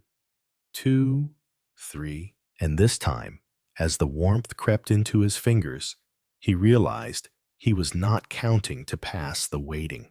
He was counting to savor the fact that for once waiting felt safe. The waiting room stove ticked on steady as a kind old clock, and Alfie let his hands hover over it until the warmth moved from his fingertips into his palms, then into the places behind his knuckles, where the cold liked to hide. "One," he murmured, looking into the little window where the coals glowed. 2, 3. He had always counted as though the numbers might hold him up, something to lean on when the night felt too long. But now, the counting felt different. It was no longer a ladder out of loneliness. It was simply a way of noticing what was already here, a stove doing its work, a room that held him and 3 companions who had walked through fog for the sake of a parcel's proper home. Oliver sat quietly beside him, his posture gentle, his hands wrapped around a cup someone had left on the ledge to keep warm. Jack Dawkins leaned against the wall with his hat tipped back, trying to look unconcerned, though his eyes kept drifting to the travelers with a watchful sort of kindness. Fagin stood near the stove, with his lantern set down on the floor, rubbing his hands together as if he were pleased to see a familiar friend. Alfie reached 7, then stopped. He didn't need to reach any particular number. He only needed to feel his hands remember. A soft sound came from across the room, the little stifled cough of the woman with the sleeping child. She was young enough to look like she ought to be laughing somewhere, yet her face had that careful set of someone managing fatigue with politeness. The child in her arms, bundled tight cheeks pink with warmth, made a tiny sigh and settled deeper against her. The woman's gaze flicked toward the stove, hungry for heat, then away again as if she didn't wish to ask. Alfie's fingers tightened around the coins in his pocket. He thought of Nora's note, "Sit by a stove until your hands remember they are safe," and felt quite suddenly that the instruction was larger than he had first understood. Perhaps it did not belong only to him. Perhaps it belonged to anyone who had come in from the fog and found themselves sitting in a room where waiting was the only thing to do. He glanced at Oliver, then at Fagin, then at Jack. Jack raised his brows as if to say, "What's that look for? I've done nothing yet." Alfie cleared his throat softly. "There's a refreshment stall," he said, nodding toward the far end where a little counter sat half in shadow, its shutter not fully closed. The smell of bread and tea drifted faintly from it, like a memory of comfort. "They'll have hot buns, tea, maybe cocoa." Fagin's eyes brightened immediately, as if the idea had lit a candle behind them. "Ah," he murmured, "a stall that understands the human condition." Oliver's gaze was gentle. "Are you hungry?" he asked Alfie. No judgment in it, only care. "A bit," Alfie admitted. Then he added, feeling shy about the generosity forming in him, "And there's others waiting." Jack's grin softened into something that was almost proud. "Our Alfie," he said under his breath, as if the name were a small banner. Then louder he added, "I'll come along. I know how to talk to a man who guards buns like they're jewels." Fagin leaned down and picked up his lantern, as though taking responsibility for the little expedition. "We shall make it a proper errand," he said. "No rushing. A bun deserves dignity." Oliver rose, too quiet as a shadow in lamplight. "I'll help carry," he offered. And the simple sentence warmed Alfie all over again. They crossed the waiting room together, their footsteps softened by the worn boards and the snow-damp rugs. The air grew a touch cooler near the door, and the scent of the night slipped in a clean, wet smell of fog and iron. At the stall, a weary vendor, his apron smudged with flour and tea stains, looked up with the expression of a man who had been waiting on the end of his shift and had begun to doubt it would arrive. "What'll it be?" he asked, voice neither rude nor friendly, simply tired. Jack leaned on the counter with a practiced ease. "Evening, sir," he said brightly. "We'd like a pot of tea, if you please." And he looked around as if surveying a banquet. 4 buns. "No, make it 5. There's a young family waiting by the stove, and no one ought to wait on an empty stomach if they can help it. The vendor's expression shifted by a degree, surprised into softness. He glanced over Jack's shoulder, saw the woman with the child, then looked back, as if remembering he had once been hungry himself. "Aye," he said quietly. "A pot and 5, then." Alfie brought out the coins Nora had tucked into the note. His fingers hesitated for half a heartbeat. He felt the tenderness of the gift, the intention behind it. Then he remembered the words, "London can be cold, but kindness warms it," and he set the coins down on the counter with care, as if placing something sacred. The vendor nodded as he scooped them up. Not greedy, simply grateful. "You'll want a tray," he said, and produced one from beneath the counter. He set down a small pot of tea steam curling from its spout and 5 buns wrapped in paper. "Keep it near the stove," he added. "It'll stay hot longer." Jack lifted the tray with the solemnity of a man carrying a crown. "Leave it to me," he said. "I'm steady as a church pillar." Fagin made a soft, amused sound. "Steady as a church pillar that wobbles in the wind," he murmured. But he did not reach to take the tray away. Perhaps in his way, he trusted Jack to be steady tonight. They brought the tea and buns back to the stove like a small procession of comfort. The woman with the child looked up startled, and for an instant her face held that defensive reflex people get when they fear kindness will come with a price. Alfie approached slowly, keeping his voice low. "Beg pardon, ma'am," he said. "We thought you might like some tea. It's cold out." The woman's eyes moved from Alfie to Oliver, whose face was so open it was hard to mistrust, to Fagin, who gave a gentle nod, and then to Jack, who was already trying to balance the tray as if it were a tray of royal jewels. "Oh," she whispered, and her breath turned into something like relief. That's very kind. But I couldn't." "You can," Oliver said softly, and the words were not pushy. They were simply true. "It's meant for warming, not for worrying." Jack grinned. "Besides," he added, "if you refuse, I'll have to eat the lot, and the nation will suffer the consequences." A little smile flickered at the corner of the woman's mouth, despite herself. "Well," she murmured, shifting the child in her arms in that case. They settled the tray on the stove ledge, and the pot steamed gently as if pleased to be useful. Fagin poured tea into whatever cups could be found. One traveler produced a tin mug. Another offered a chipped cup from his bag, and the vendor's paper cups appeared as if the stall had sent them over out of quiet support. Alfie watched the waiting room change. It did not become loud. It did not become festive. It simply softened. Shoulders loosened.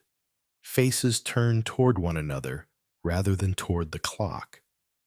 A man who had been dozing lifted his head and accepted a bun with a nod that looked suspiciously like gratitude. The woman took a cup of tea and breathed over it, eyes closing as the warmth reached her. Jack offered buns with theatrical courtesy, as if each were a formal invitation. "Madam," he said to the woman, "a bun as warm as a compliment." "Sir," he said to the dozing man, "a bun to restore your faith in human nature." Fagin's chuckle was quiet, pleased. "Jack," he murmured, "you were born to distribute baked goods." "I've long suspected it," Jack replied. Oliver sat near Alfie again, cradling his cup. "Your hands are warmer," he observed softly. Alfie looked down at his gloves, then flexed his fingers. "They are," he admitted. "And your heart?" Oliver asked, voice so gentle it barely disturbed the air. Alfie hesitated. Then he nodded once. "Aye," he said. "That too." The clock ticked on above them, but its sound no longer felt like a threat. It felt like a lullaby the room understood. After a time, the woman with the child rose to go. She wrapped her scarf more tightly and adjusted the little bundle in her arms. Her eyes met Alfie's, and she nodded one of those nods that contains more words than a whole speech. "Thank you," she said quietly. "I've been waiting a long while. It helps having something warm." Alfie found his voice at last. "Safe journey," he said, and meant it. When she left, the door opened briefly and let in a breath of cold fog, then closed again, and the waiting room returned to its gentle warmth.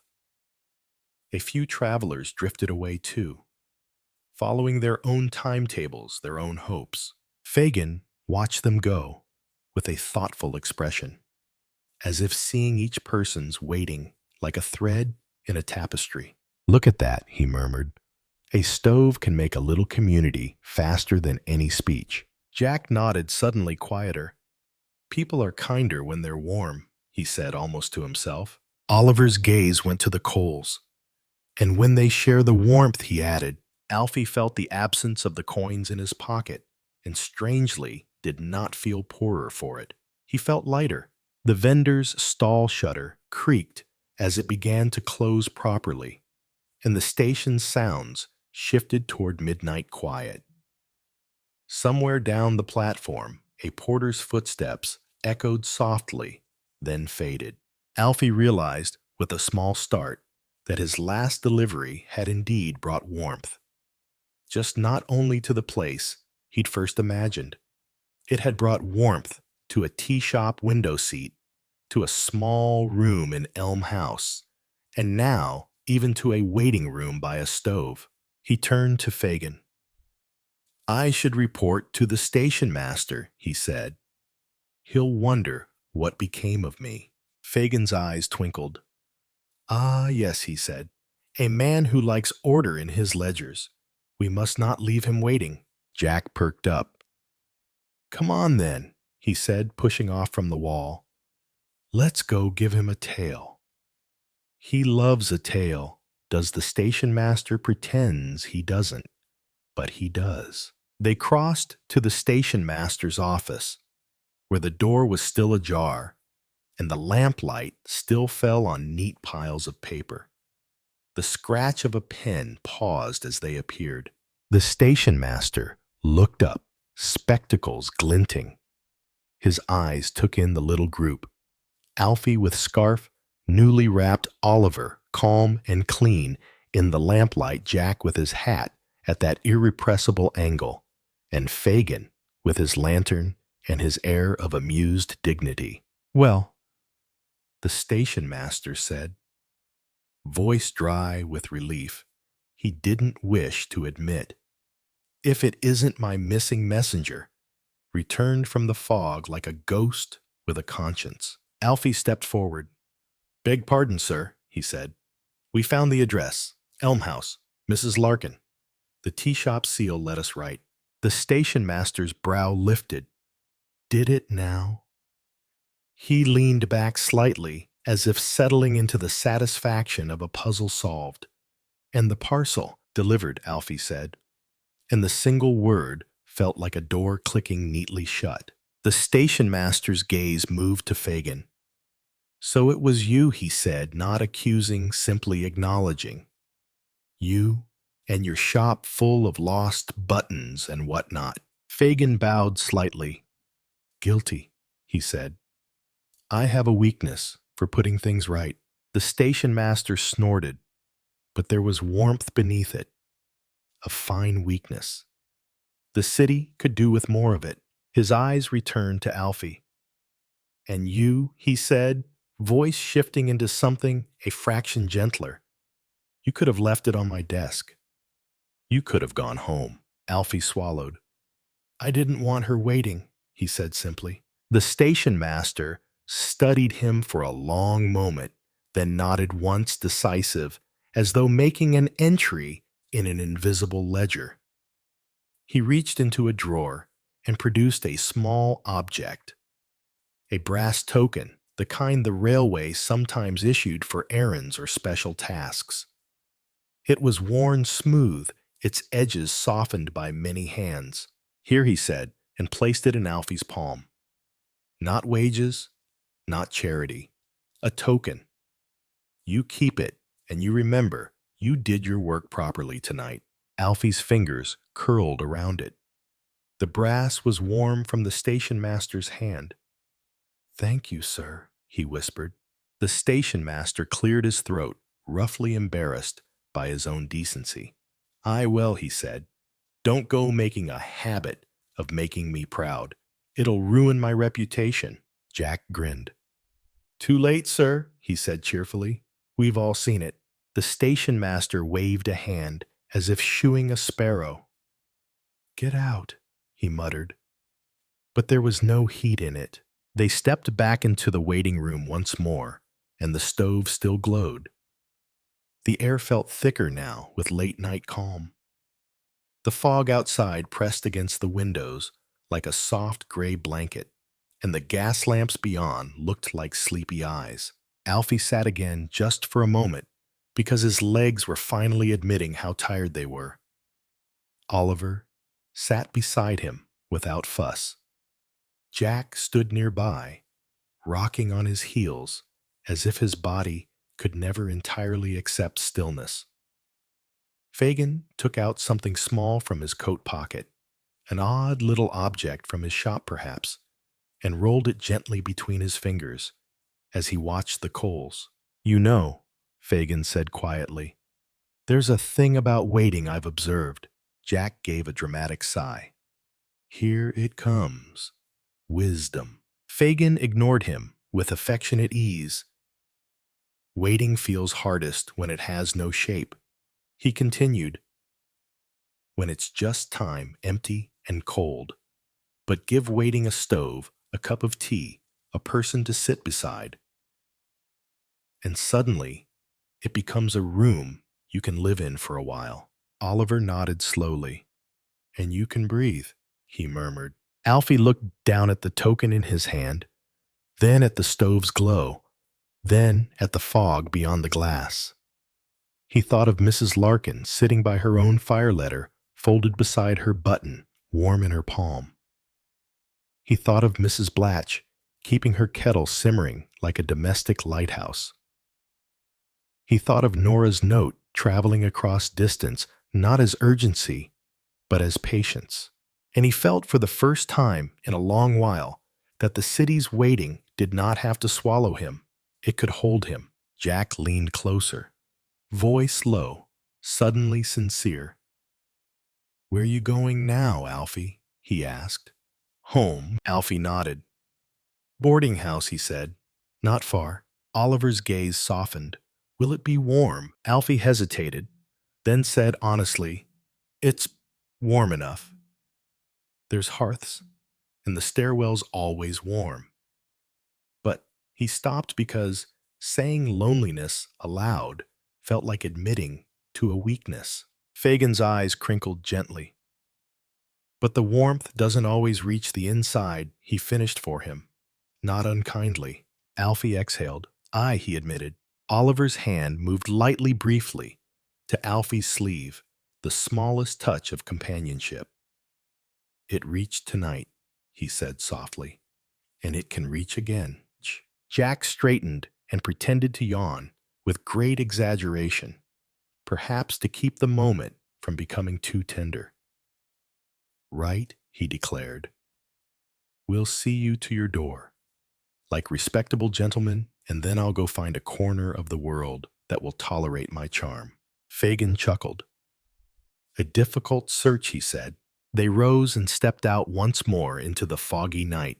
The station behind them grew quieter as they left it, its lamps still hissing softly, its platform still holding the patient promise of arrivals. Snow continued to fall, but more lightly now, as if the sky, too, was growing tired. They walked at an unhurried pace, letting the gas lamps guide them.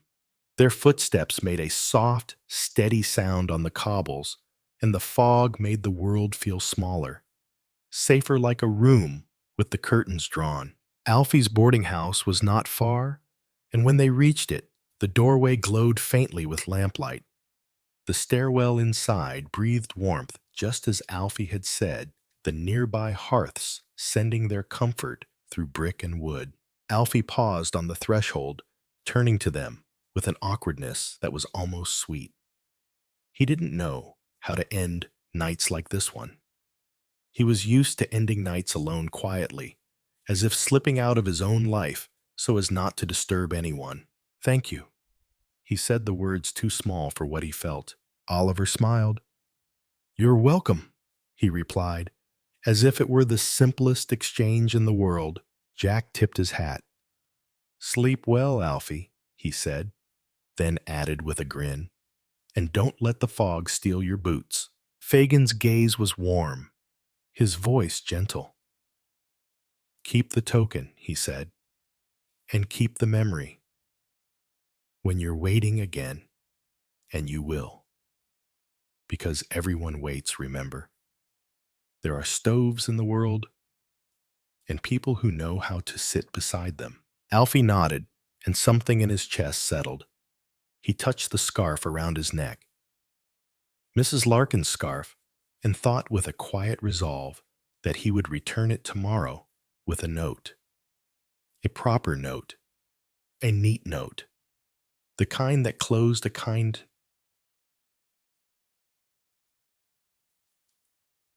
like a button fastened snugly. He went up the stairwell, slowly, letting the warmth meet him, step by step.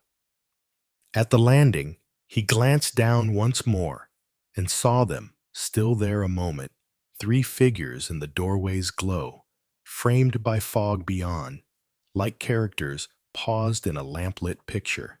Then they were gone, and the door eased shut, and Alfie stood alone in the warm stairwell with the ticking of a distant clock and the soft breath of hearths in the walls. He climbed to his room, opened his door quietly, and stepped into a small space that smelled of soap and coal smoke. His bed waited neat and narrow. A candle stub sat on his table. The window pane held the fog like a pressed gray flower. Alfie sat on the edge of the bed and took out the brass token. He turned it over in his fingers, feeling its smoothness, its weight. Then he took out the note Nora had written and smoothed it carefully, as if the paper might warm beneath his touch. He breathed in slowly, breathed out slowly, and in the quiet with the stairwell warmth seeping through the walls and the city's gas lamps hissing softly beyond the fog, Alfie felt the night's last delivery settle into its proper place. He began, without even realizing it, to count not coals this time, but breaths. 1 and 2 and 3. 1 and 2 and 3. Alfie let the numbers fall softly inside his mind, not as a task, not as a rule, but as a gentle rocking, like the motion of a carriage that knows its way home. The stairwell warmth pressed through the walls with a steady kindness, and somewhere below him, the boarding house settled itself. For the night, a door eased shut, a kettle lid clicked, a quiet footfall crossed the landing and then was gone. He sat for a while on the edge of the bed, still in his coat scarf warm around his neck, token cool in his palm. The candle stub on his table threw a small, brave light, and the flame made the room's shadows seem friendly rather than empty. The window pane held the fog like a soft gray pressed against the glass, and beyond it he could make out the faint blur of gaslight, distant halos, as if the street itself were breathing slowly. Alfie turned the station master's token over once more, thumb tracing the worn edge. It felt like a promise you could carry, not a grand promise, not a loud one, only a little weight that said, "You did what you meant to do." He set it carefully on the table, beside the candle, as though placing it there would let the room share in its warmth. Then he reached for the scarf and fingered the mended end, feeling the careful stitches. "I'll return you," he murmured, so softly it was hardly sound at all. Properly. The thought of returning it tomorrow, of writing a note and making a neat little bow of gratitude, settled him even further. He liked circles that closed. He liked kindness finished tidily, like a button, fastened like twine tied in a bow that did not slip. He took out the note Nora had written, smoothed it again, and read the lines once more by candlelight. The handwriting looked steadier now, as if it had been waiting for him to grow calm enough to see it properly. "London can be cold, but kindness warms it." Alfie breathed in. The candle's scent was faint wax and smoke, and a touch of lavender from the stairwell sprig, as if the building itself had been trying to comfort its tenants. From somewhere far off came the soft rumble of a late carriage muffled by snow. The sound moved past and faded, swallowed by fog, leaving behind a deeper hush. Alfie stood and unbuttoned his coat slowly, as if he were unfastening the whole day. He hung the coat on a hook, laid his gloves neatly on the table, and set the paper bag of biscuits, now empty, except for a few sweet crumbs, beside the note, as a quiet proof that the night's generosity had been real. Then he drew back the bed cover and slid in careful, like someone entering a chapel. The sheets were cool at first, but the blanket held yesterday's warmth enough to make his shoulders loosen as soon as he settled. He lay on his back and let his hands rest on the blanket's weight. The scarf remained around his neck for a moment, too comforting to remove immediately.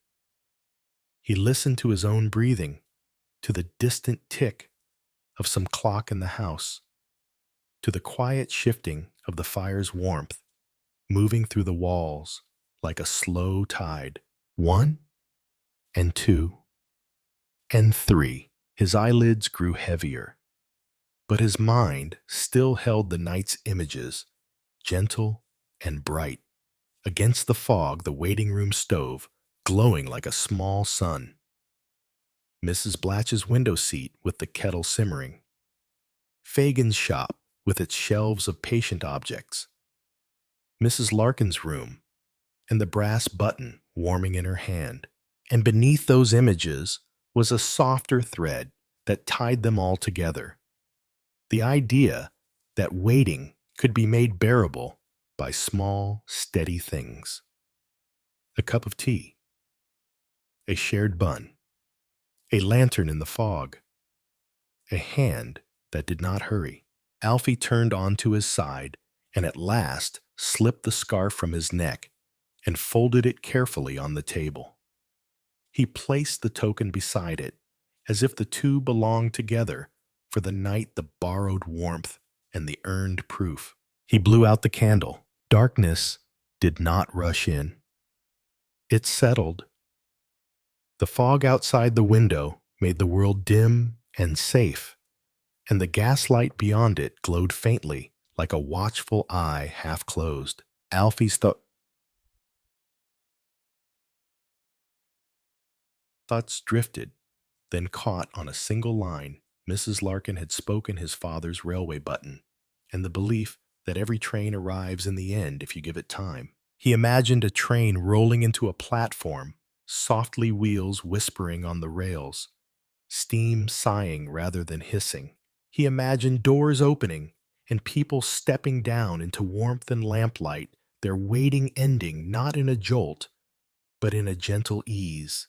And with that image so quiet, so certain, Alfie's mind began to slip away from the day's edges. While Alfie's room grew still, the night continued elsewhere with the same patient manners. Down on Bishopsgate streets, fog curled around the gas lamps, and snow fell in slow, unhurried flakes, as if it had all the time in the world. Fagin Oliver and Jack Dawkins stepped out of the boarding house doorway and paused beneath the lamp's halo, the light making their breath appear like small, fleeting clouds. Jack tipped his hat up and peered into the fog, as though the fog were an audience he meant to impress. "Well," he said quietly, and for once the word was not a performance. "He's all right, ain't he?" "That, Alfie." Oliver's voice was soft. "Yes," he said. "He is." Fagin clasped his hands behind his back, lantern swinging gently at his side. "A careful soul," he murmured. "The city's built on careful souls, whether it remembers to say so or not." Jack snorted softly, then lowered his voice. He looked like he'd never taken a kindness without apologizing for it. Oliver glanced at him. "Some people have been cold a long time," he said. "They forget warmth is allowed." Jack's face shifted just a fraction into something thoughtful. "Aye," he admitted. "Allowed. That's the word." They began to walk, keeping to the islands of gaslight Jack had spoken of earlier. Each lamp made a little circle of gold on the cobbles, and between the circles the fog lay thick and soft like velvet in shadow. The city was quieter now. A few late carriages moved like ghosts, their wheels muffled by snow. A watchman's rattle sounded faintly, somewhere distant, then fell silent again. From an alley came the faint drip of meltwater and the soft rustle of a cat negotiating a sheltered corner. Fagin's lantern added a warm, bobbing glow to the gaslight, as if he could not bear to move through the world without carrying a little extra comfort. When they reached the curiosity shop, the sign creaked gently in the wind, and the bell gave its polite tinkle as they entered. Inside, warmth welcomed them again. Old wood, beeswax paper, and the soft, friendly murmur of the stove. Fagin set the lantern down and immediately went to the kettle, as though the kettle were a creature that needed greeting. "Still thinking about boiling, are you?" he murmured to it. "Good. Keep thinking. A kettle that thinks is a kettle that cares." Jack pulled off his hat and shook snow from it. "You talk to everything in here," he said, half amused. Fagin glanced at him, eyes bright. "Of course," he replied. "Everything in here is waiting to be understood." Oliver moved quietly through the shop, his gaze skimming shelves where objects sat in tidy groups. Buttons, ribbons, small boxes, brooches, bits of lace. Some of the items looked ordinary, the sort of thing anyone might own. Yet in this lamplight, they seemed gently important, as though the shop itself insisted that nothing was truly insignificant if someone had once cared for it. Oliver paused by a shelf where a handful of brass buttons lay in a shallow dish. They caught the lamplight and returned it in soft gleams. "Like her father's button," Oliver said quietly, more to himself than to anyone. Fagin followed his gaze and nodded. "Aye," he said. "And somewhere there's a coat missing, it's still feeling the little draft where it used to fasten." Jack wandered toward the stove and held his hands out as if he could not help himself. His chatter had softened to a low hum of comfort. Fagin poured 3 cups of tea, no ceremony, no fuss. Only the simple certainty that tea belonged at the end of a cold night. He set 1 cup in Oliver's hands without asking, because he knew Oliver would accept it. He set 1 in Jack's hands because Jack would pretend he didn't need it, and then drink it all the same. He took the last for himself, and sat at the table where they had read the Parcel's seal earlier. Then, with a small canary of satisfaction, Fagin opened a ledger, an old book with thick pages, the sort that kept the world from drifting too far out of order. He dipped his pen and began to write by lamplight. Jack leaned in curious. "What you doing?" he asked. Fagin didn't look up. "Making a note," he said. "A proper record. So this shop remembers what it helped with tonight. Oliver sat opposite him, tea warming his hands. What will you write? Fagin smiled, slightly, pen moving with steady strokes. That a misaddressed parcel found its way to Elm House, he said. That Mrs. Larkin's waiting ended in warmth. That a young messenger named Alfred Crane carried kindness through fog and snow. Jack made an exaggerated sound of admiration. Put my name in too, he said. Make it sound heroic. Fagin paused and lifted his eyes. Heroic, he repeated mildly. You carried a tray without dropping it. That's heroism enough. Jack grinned, then softened again, his eyes flicking to Oliver. Did you see her face? He asked quietly. When she saw that parcel, Oliver nodded. Yes, he said. It was like a room lighting up. Aye, Jack murmured. And for once his voice held no mockery at all. It's a funny thing. You spend half your life thinking the world don't notice, and then you see a face like that, and you think maybe noticing is the whole point. Fagin's pen scratched gently on the paper. Noticing, he agreed, and tending. A fire doesn't stay warm by accident. Oliver's gaze drifted toward the stove, where coals glowed with patient steadiness. Alfie counts coals, he said softly. It helps him feel steady. Jack snorted, but it wasn't unkind. Of course he does, he said. He's the sort of lad who'd count a staircase if it made the night feel safer.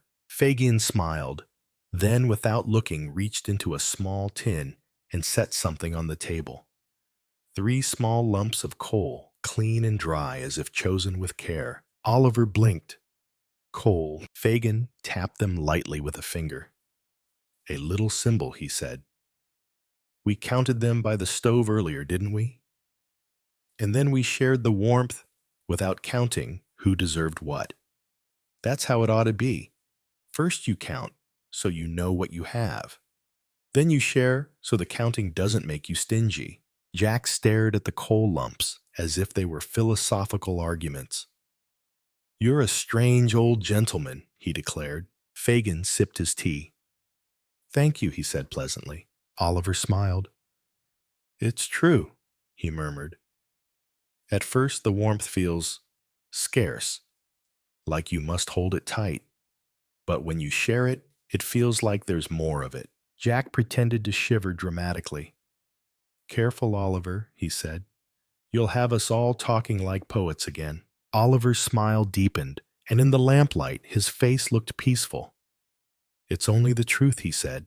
Fagin finished his note in the ledger, sanded the ink, and closed the book with a soft thump that sounded satisfyingly final.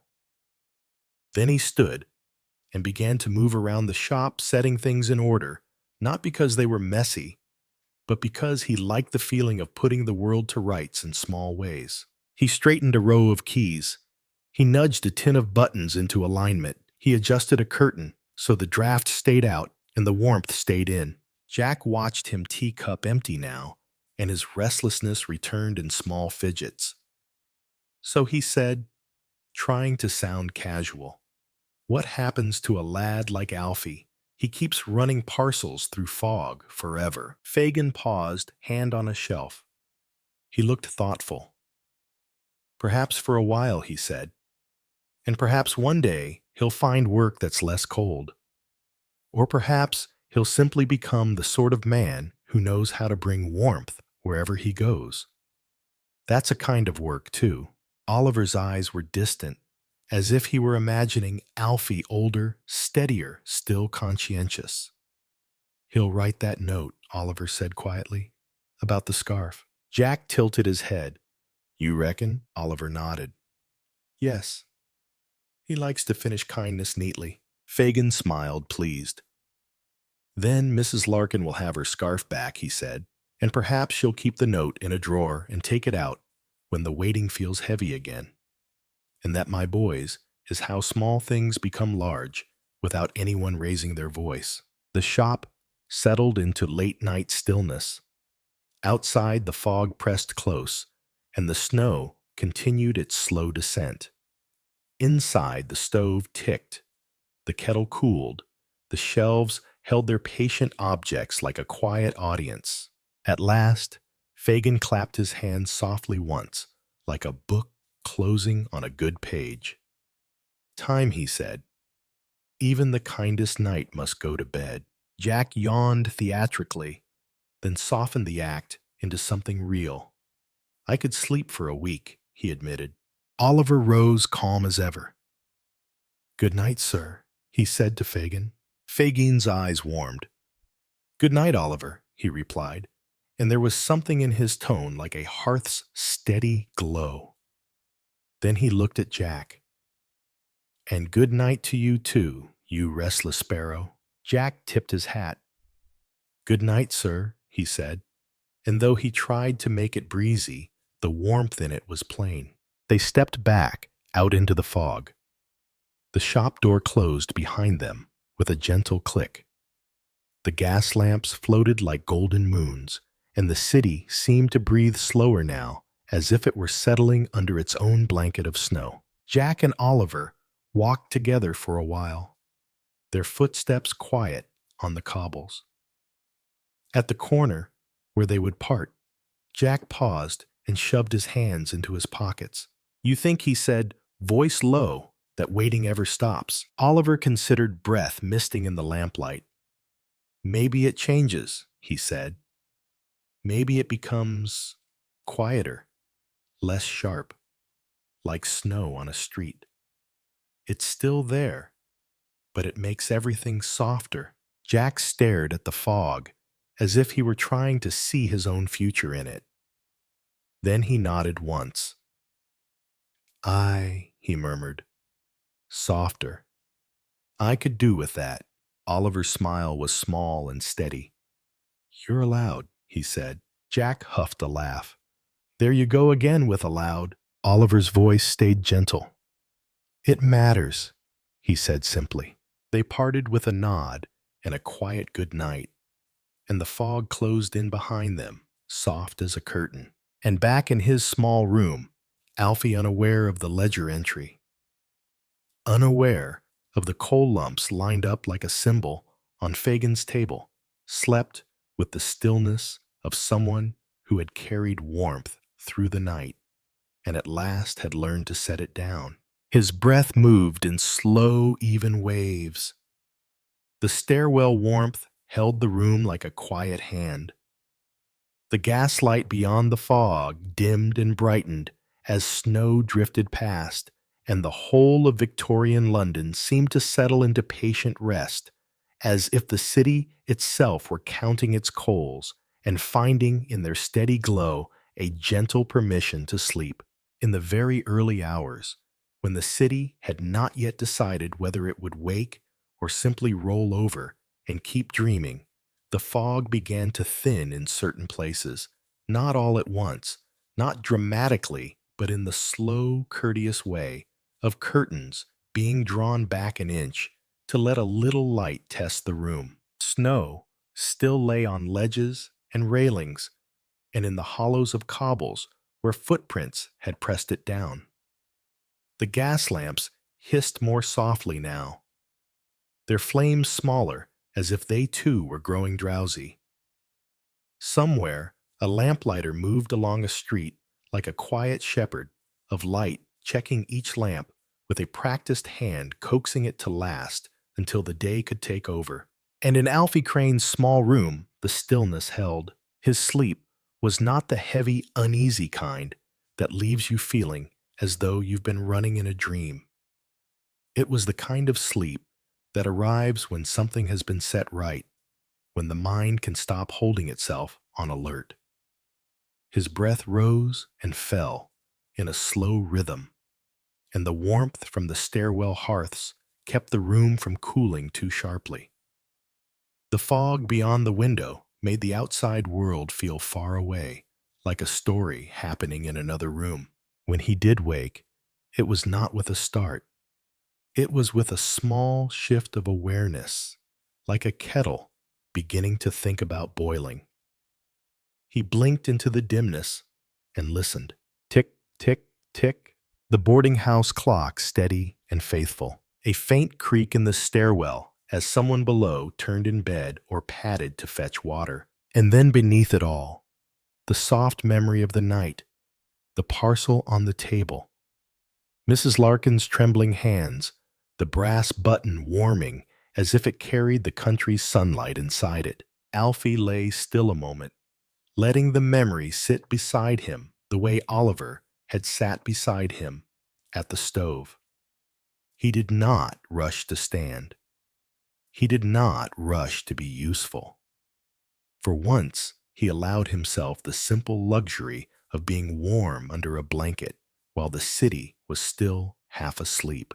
Then his eyes fell on the table. There, in the faint light filtering through fog, lay the scarf, folded carefully, and beside it, the station master's brass token and Nora's note and the little ledger of his own thoughts written on his face even before he put pen to paper. Return it properly, he thought again. He sat up slowly, blanket slipping from his shoulders, and reached for the scarf.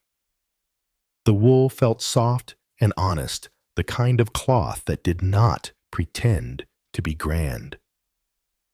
It had warmed his neck through a night of fog and snow.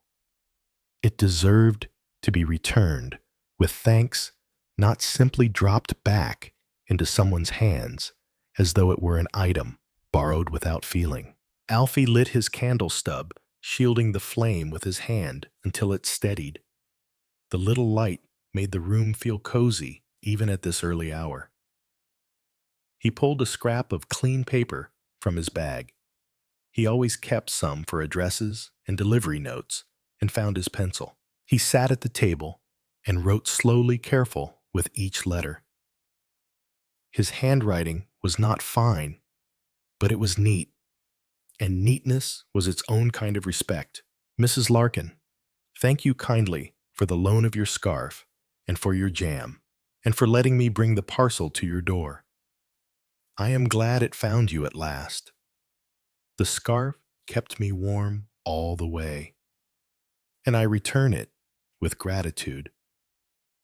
Your obedient servant, Alfred Crane Alfie. He read it through twice, looking for any smudges, any places where his pencil had pressed too hard.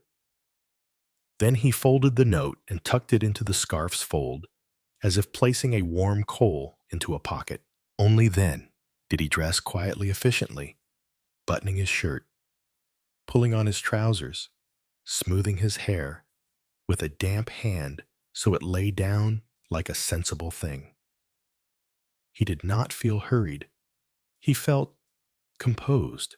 When he stepped into the stairwell, the warmth met him at once, as if the house were keeping its own small promise. Somewhere on a lower landing, a kettle murmured behind a door. A hearth crackled faintly. The air smelled of soap and coal and yesterday's tea. Alfie went down the stairs carefully, his boots making soft sounds on the worn treads. The boarding house door opened with its polite groan, and the cold of the morning brushed his cheeks fresh. Not bitter, as though the night's sharpness had been softened by sleep. Outside, the fog still hung low, but it was paler now, touched by the faintest suggestion of dawn. Gaslight and early light mingled in a gentle compromise, and the snow on the pavement had begun to sparkle where a lamp's halo fell. Elm House was quiet when Alfie reached it. Its entry lamp still burned, and the stairwell held its familiar warmth. He climbed to the second floor and stood before Mrs. Larkin's door scarf, folded in his hands like an offering. He knocked softly, twice as he had the night before. For a moment there was only silence, and Alfie's old instinct returned. Perhaps he had come too early. Perhaps he was disturbing her.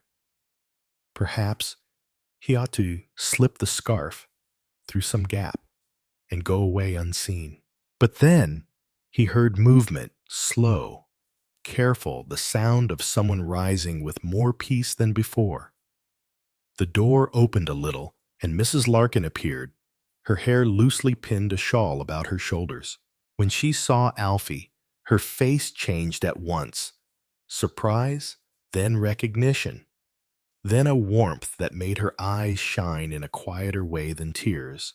"Alfie," she said softly, as if his name had become familiar overnight. "You're up early." "Yes, ma'am," Alfie replied, suddenly shy. I wanted to return your scarf and leave you a note. Properly." He held out the folded wool. Mrs. Larkin took it with both hands, as if it were something precious. She felt the note inside and looked up. "You wrote," she murmured, and it sounded like she was touched by more than paper. Alfie nodded, cheeks warming. It seemed right. "It is right," she said, and her voice held that steadiness a person finds after a long wait, ends gently. "Come in a moment. You mustn't stand in the stairwell catching chill." "I shouldn't," Alfie began, because habit insisted he refuse comfort. But Mrs. Larkin's look was calm and firm in the kindest way. "No fuss," she said. "Only a moment. I've kettle on." It was impossible to argue with a kettle on. Alfie stepped inside. Her room looked much the same as the night before, but it felt different, lighter, as if the air itself had been relieved. The letter lay on the table, now placed in a small wooden tray with care. The brass button sat beside it, catching the morning's faint light. The tin of tea had been opened, and a teaspoon lay nearby, as though she had already made herself a cup and let it warm her all the way through. Mrs. Larkin folded the scarf and set it neatly on a chair. Then she poured tea into a cup and offered it to Alfie. His hands closed around the cup, and he felt the warmth travel into him. He did not gulp. He sipped slowly, as if learning to let comfort last. "I read the letter again," Mrs. Larkin said quietly, sitting opposite him. "Twice. And then I read it aloud to the fire. I thought perhaps it should hear it too after keeping me company." Alfie smiled, small and sincere. "Did it help?" "Yes," she said, and her gaze drifted to the button. "And I slept. Properly. For the first time in—" She did not finish the sentence. She did not need to. A soft hush settled between them, not awkward. Comfortable, like a blanket, placed just so. Then Mrs. Larkin said, as if remembering something that mattered, "Do you know what else was in the parcel?" Alfie blinked. "Only the tea tin, the letter, the button, and the note for me." She nodded. "Yes. But inside the tin beneath the tea, Nora had tucked a little scrap of paper. A railway timetable, only a small one. She circled a line in pencil. Mrs. Larkin's mouth trembled into a smile. A train from the country into London in March, if the weather is kind. Alfie felt his chest warm again, as if the stove in the waiting room had flared gently. "She's coming?" he asked. "She hopes to," Mrs. Larkin replied. "It depends on her work and the roads and all the sensible things." But she circled it and wrote, "We can wait for this together." Mrs. Larkin looked down at her hands, then up again. "It's a small thing, a circled timetable, but it feels like a bridge." Alfie nodded slowly. That's very good," he said, and the words felt too plain for the feeling behind them. But plain words were often the safest for tender truths. Mrs. Larkin's eyes softened. "You helped bring it," she said. "Not just the parcel, the hope in it." Alfie's throat tightened, and he took a careful sip of tea to give himself a moment to breathe. "I should go soon," he said at last. "The station will want me." Mrs. Larkin nodded. "Yes. You must keep your own timetables." She paused, then added almost shyly, "But if you pass the tea shop today, tell Mrs. Blatch I said thank you. For the window seat. For the kettle. I will, Alfie promised. He rose, set the cup down gently, and gave a small nod. Respectful, grateful. Mrs. Larkin stood too, and without hesitation, touched his sleeve lightly, a gesture that held the warmth of the night's ending. Safe day, Alfie, she said.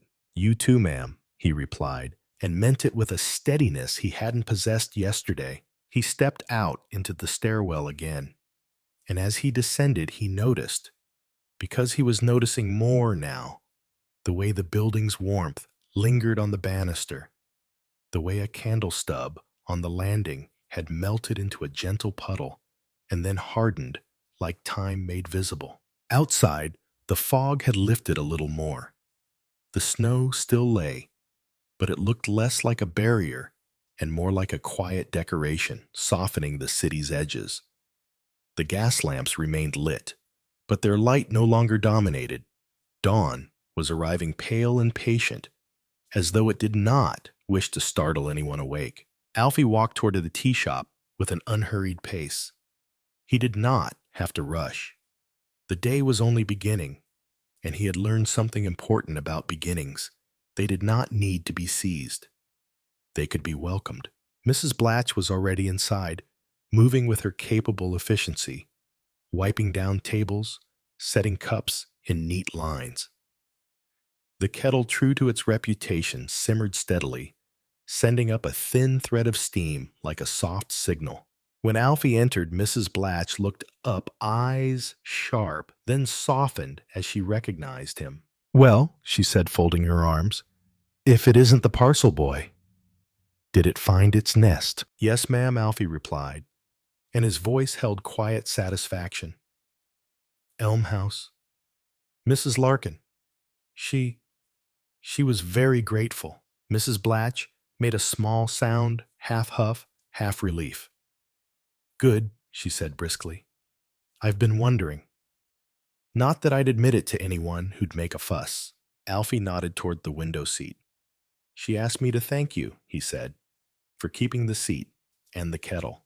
Mrs. Blatch glanced at the kettle, and for a moment, the sternness in her face shifted into something almost tender. A kettle's meant to do its job, she muttered. Same as people. Yes, ma'am, Alfie said. And then, because he was learning to let kindness travel both ways, he added, still, it mattered. Mrs. Blatch eyed him, as if deciding whether to scold him for sentiment. Then she sighed, and the sigh was not annoyed. It was softened. All right, she said. It mattered. Now are you eating? Or are you planning to live on virtue all day? Alfie blinked. I had a bun last night, he admitted, but Mrs. Blatch held up a hand. No buts, she said, reaching for a plate. Sit. You look like a lad who needs a bit of bread before the city tries to nibble him away. Alfie sat at the window seat, the same place Mrs. Larkin had waited. The cushion was warm from the kettle's nearby heat, and the window was fogged slightly, making the street beyond look like a painted scene. Mrs. Blatch set a simple breakfast before him, bread with a smear of butter, a cup of tea, and because she could not entirely hide her softness, a small biscuit placed at the edge of the plate as if it had wandered there by accident. As Alfie ate, the city outside slowly woke. A cart rattled past wheels, crunching softly over snow. A man swept his doorstep with a patient broom. Somewhere a bell chimed brighter now in the thinning fog. The gas lamps still glowed, but their halos looked less like islands and more like friendly lamps simply finishing their shift. Alfie sipped his tea and watched the street with a calm he hadn't known in months. He felt the theme of the night, patient waiting, settle into him in a new way. Waiting was not always a gap. Sometimes it was a seat by a window, with a kettle simmering, while a dawn arrived at its own pace. When he finished, he stood and thanked Mrs. Blatch properly. She pretended not to care, but she nodded, and her eyes held a quiet satisfaction. Go on, then, she said, and if you get another parcel that can't find its manners, you know where to come. Alfie stepped back into the morning fog, now pale as milk, and began to walk toward Bishopsgate Station. He had work to do: deliveries, ledgers, timetables, but the work no longer felt like an endless winter road. It felt like a path with stoves along it, and somewhere in that path he knew Oliver would be waiting in some warm corner of the city, and Jack Dawkins would be pointing out islands of light with his quick grin, and Fagin would be in his shop of patient objects making notes in his ledger so the night's kindness would not be forgotten. As Alfie neared the station, he heard the familiar sounds: returning porters, calling wheels, rolling steam, sighing. The day was beginning in earnest. Yet beneath the day's bustle, he could still feel the night's softness like a scarf around his throat. He touched the brass token in his pocket, not for luck, but for steadiness, and he walked on unhurried into the glow of platform lamps and the gentle continuing rhythm of Victorian London. When Alfie reached Bishopsgate Station, the morning had gathered itself into a pale practical light. The fog still lingered in folds between buildings, but it no longer felt like a curtain drawn tight. It felt like a shawl loosened at the shoulders, still there, still soft, but ready to let the day move through. The platform lamps were burning low, their gaslight less commanding now that dawn had taken its place beside them. Snow lay in a thin crust along the edges of the tracks, and where boots had trodden it down, the stone shone dark and wet. Alfie stepped through the familiar bustle: porters, shifting crates, a clerk hurrying with papers tucked under his arm, a few early travelers blinking as if surprised to find themselves awake. A steam engine sighed, patient and resigned, and the sound was oddly comforting. It reminded Alfie of the kettle at Mrs. Blatch's tea shop. Steady work, steady warmth, no fuss. He went first to the station master's office because Alfie liked beginnings to be tidy. The station master was already there, of course, spectacles on pen in hand, making order out of timetables and human unpredictability. He looked up as Alfie entered, and his expression, habitually stern, shifted into something that was almost pleased before he could stop it. "You're early," the station master said, as if accusing Alfie of poor manners. "Yes, sir," Alfie replied, and felt the simple pride of it. "I had errands." "Errands," the station master repeated, drawing the word out as if tasting it for nonsense. Then he waved a hand over the ledger. "Get on with your work, then, and Crane." Alfie paused. The station master cleared his throat, and the sound was gruff. In that way a kind man becomes when he refuses to admit he is kind. "You did well," he said quickly. "Last night. Don't let it go to your head." Alfie's chest warmed. "No, sir," he said, because it was the safest answer in the world, and then he added quieter, "Thank you." The station master bent over his papers again, as if he hadn't heard. But Alfie saw the corner of his mouth twitch the smallest sign of satisfaction.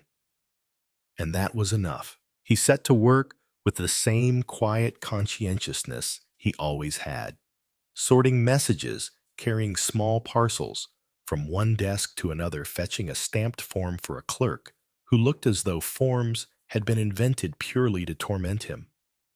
The station in the morning was a creature waking, stretching, grumbling, then settling into its rhythm. As the hours passed, snow began to soften into dampness. The air grew slightly less sharp, and the fog thinned enough for Alfie to see the outlines of buildings across the street. Water dripped from gutters in slow, steady taps, like a clock counting time in a different language. At midday, Alfie found himself in the waiting room again, not because he had nowhere else to be, but because the stove, drew him in, the way a hearth draws a wandering hand. A few travelers sat with newspapers, their faces pale with the effort of staying awake. A porter warmed his fingers briefly and then moved on. The clock ticked overhead, faithful as ever. And there in the familiar corner near the stove sat Oliver. He looked up as Alfie approached and smiled as if Alfie were expected, as if the day had made a place for him on purpose. "Hello," Oliver said softly. "Hello," Alfie replied, and felt the strange comfort of finding a familiar face in a room full of strangers. Oliver's cup was steaming gently, and the warmth of it made his hands look less cold than they had the night before. He nodded toward the stove. "It's still doing its work," he observed, as if the stove were an old friend. "Aye," Alfie said, and sat on the bench, letting the warmth reach him again. He did not feel desperate for it now, only grateful. Oliver watched him for a moment, then asked, gentle as a blanket settling, "Did you return the scarf?" Alfie blinked surprised. "How did you—" Oliver's smile deepened. "I guessed," he said. "You like to finish things." Alfie's cheeks warmed. "Yes," he admitted. "I returned it this morning, with a note." Oliver's eyes softened. "That will have made her feel held," he said. Alfie nodded, the word held landing in him like a coal placed carefully. "She told me," he added, voice quiet. Her sister circled a timetable. "March. She might come." Oliver's face brightened with a kind of calm happiness. "Then the waiting has a shape now," he said. "A date, a line to follow." Alfie sat a little straighter. He could feel it, the difference between waiting that is only absence and waiting that is hope with a doorway. A sound light and quick came from the doorway, and Jack Dawkins appeared, as if conjured by the mention of timetables. He shook damp from his hat, because the snow had indeed softened into a fine, chilly drizzle, and strode in with the energy of someone who refused to let weather have the last word. "There you are," Jack declared, spotting Oliver and Alfie at once, huddled like sensible folk. "I thought I'd find you near a stove. You've both got the instincts of cats." Oliver smiled. "It's raining," he noted. Jack made a face. "Not rain," he corrected firmly. "Wet fog. Rain has the decency to choose a direction."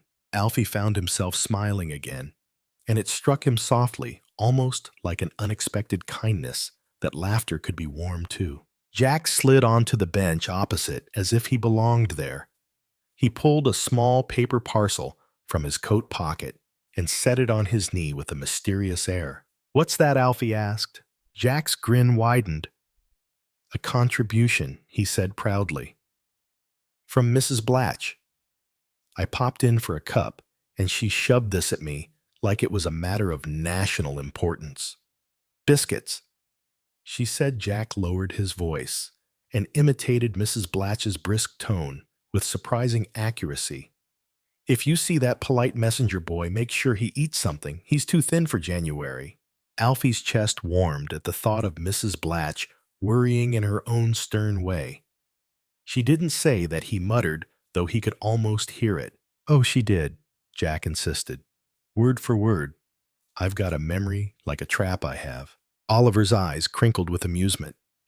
"Then we should eat them," he said simply. "That would be polite."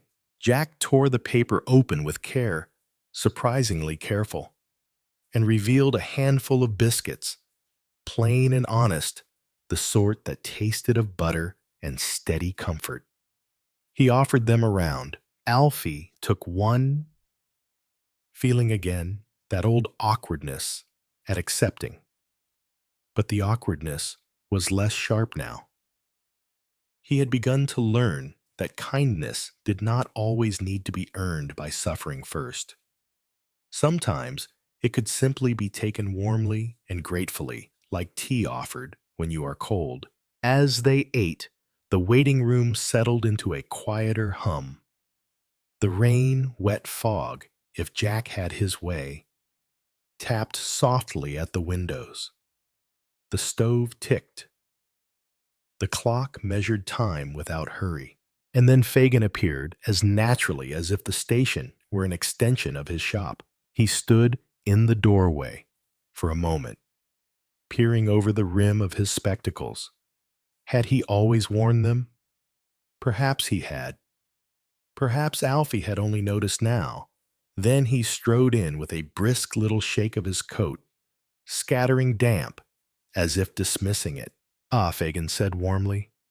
"Here you all are gathered like coals in a grate." Jack made an exaggerated bow from his bench. "Mr. Fagin," he said grandly, "welcome to the House of Waiting. We have biscuits." Fagin's eyes brightened. "Biscuits," he repeated, delighted. "Then the day is already improved." He came nearer. The stove held his hands out a moment and sighed in satisfaction. "Warmth is a persuasive argument," he murmured. "It convinces the body to stop making complaints." Oliver lifted his cup slightly in greeting. "Good afternoon, sir." "And to you," Oliver Fagin replied, then turned his gaze to Alfie. "Well, my young messenger, how are your hands today? Still remembering they are safe?" Alfie glanced down at his fingers, then nodded. "Yes, sir," he said quietly. "I think they are." Fagin's smile softened. "Good," he said, and sat down with a little grunt of contentment, as if the bench were exactly where he meant to be. For a few moments, they simply sat. It was not dramatic. It was not urgent. It was only four people sharing a stove's warmth while rain whispered at the glass. And in that ordinary quiet, Alfie felt something settle into place, something almost sacred in its gentleness. He realized, with a kind of astonishment, that he was no longer waiting for the day to end out of sheer exhaustion. He was living inside it, feeling it, letting it be warm in parts. Fagin reached into his coat pocket and drew out a small object wrapped in tissue. He set it on the bench beside Alfie, as if placing down a trinket from his shop. "What's that?" Alfie asked, careful not to touch it too quickly. "A little something," Fagin said, eyes twinkling. "Not a gift, mind. A return. You left a thing in my shop last night." Alfie's brow furrowed. "I did." Fagin nodded. "A scrap of paper," he said. "A station note. The one you and the station master wrote your guesses on Mrs. This house, that Bishopsgate or Bermondsey. I found it on my table after you'd all gone. A small thing, but it felt like part of the tale." Jack leaned in, interested. "He keeps everything," he whispered to Oliver, as if this were news. "I don't keep everything," Fagin corrected mildly. "I keep what matters." Alfie's fingers hovered over the tissue-wrapped object. "What is it?" Fagin's smile deepened. "Open it," he said, as if inviting Alfie to open a parcel all over again. Only this time the parcel was gentle and meant for him. Alfie unwrapped the tissue and found inside a small brass button. Not Mrs. Larkin's father's button. Not anything that would belong to someone's deep memory. This one was plain and sturdy, with a simple design etched around the edge like a quiet border. "I polished it," Fagin added almost offhand. "It came from my dish of buttons. I thought, well, you like finishing kindness neatly. And buttons." He lifted his shoulders slightly. "Buttons are good for that. They fasten things. They close drafts." Alfie stared at it, startled by the softness of the gesture. "Sir, I couldn't." Fagin held up a hand. "No speeches," he said briskly. "If you don't want it, you may return it. But I suspect you will keep it. Not because it's valuable, but because it's a reminder you can hold things together." Jack made a low, appreciative sound. "That's a proper button," he said, as if evaluating it for a uniform. Oliver's eyes were gentle. "It suits you." he murmured to Alfie. A small, steady thing. Alfie's throat tightened. He closed his fingers around the button and felt its cool solidity. "Thank you," he said quietly. Fagin nodded once, as if the matter were settled. Then, to lighten the moment, he added, "Now, if we're going to sit by this stove, like philosophers, we should do it properly." Jack stopped fidgeting. "You're making the bench nervous." "I can't help it," Jack protested. "It's my nature." "Your nature could learn manners," Fagin replied. Jack grinned, but he did miraculously sit a little stiller. The rain continued its soft tapping. The waiting room's air smelled faintly of wet wool and coal and the last ghost of tea. Outside, people hurried with collars up shoulders tucked in against dampness. Inside, the stove made a small summer of its own. Alfie began, without thinking, to count the coals again. But this time, he counted only a few, then stopped. He didn't need the numbers to hold him up. Fagin watched him, and his voice lowered into something quiet and sincere. "You see," he murmured, "how a night can change a day. A proper ending makes the next beginning kinder." Alfie nodded. "I didn't think it would," he admitted. "I thought it would just be one more night." Oliver's gaze was steady. "Small things can be larger than they look," he said. Jack made a face of mock seriousness. "Here we go again," he muttered. "You'll have me believing in poetry." Fagin chuckled. "Heaven forbid," he said. Time moved on, gentle and unhurried. The waiting room emptied and refilled in small waves. A porter came in, warmed his hands, went out again. A child pressed his face to the window and fogged the glass with a delighted breath before being pulled away by a tired parent. The clock ticked, never losing patience. Alfie returned to his work. He ran messages. He carried parcels. He did his duties with the same careful attention, but now, between errands, he felt as though he carried a small hearth inside him. A place warmed by a stove, a tea shop kettle, a curiosity shop lamp, and a boarding house stairwell. By late afternoon, the rain had thinned. The fog returned in softer patches curling into the street, as if the day could not quite let go of the night's style. Gas lamps began to glow more brightly again, as the light faded, their halos returning like familiar faces. Alfie stepped outside for a moment, standing beneath a lamp and letting the damp air cool his cheeks. He watched the fog the way it caught the gaslight and made it look almost golden, like honey stirred into milk. He thought of Mrs. Larkin, perhaps sitting by her fire again. Letter folded close button in her palm, the knowledge of March's circled timetable warming her from the inside. He thought of Mrs. Blatch, wiping down her counter with brisk hands while her kettle simmered like a promise. He thought of Fagin, closing his shop ledger with satisfaction, and Oliver's calm voice by the stove, and Jack Dawkins's grin bright as a coin in lamplight. Alfie realized something then, simple, quiet, and very steady. Waiting was still part of his life. There would be more fog, more cold, more parcels with smudged ink, more nights when he longed for warmth. But he did not have to wait alone, and he did not have to wait as if waiting were punishment. He could wait as if it were a room, one with a stove, a cup of tea, a lamp, and perhaps even a friendly voice saying, "Sit, warm yourself.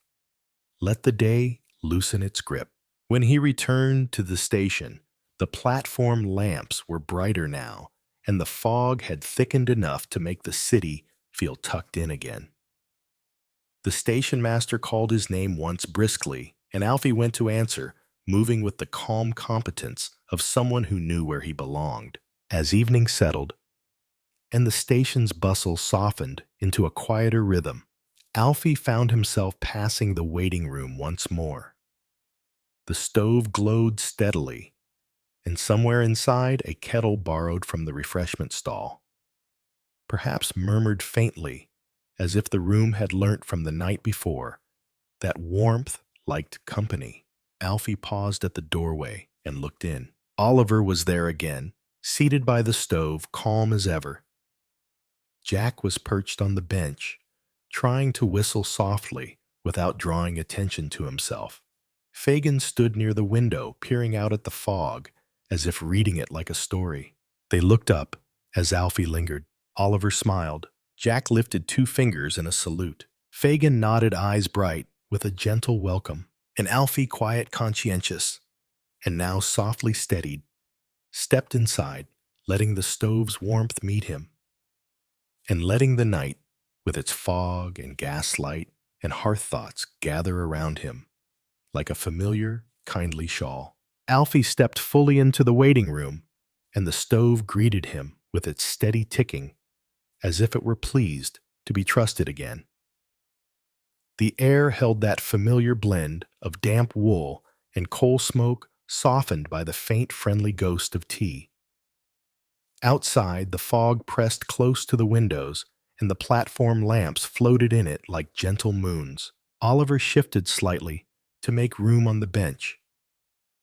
Jack Dawkins gave a small, jaunty nod, though he kept his voice low, mindful of the travelers who had begun to doze with newspapers on their laps.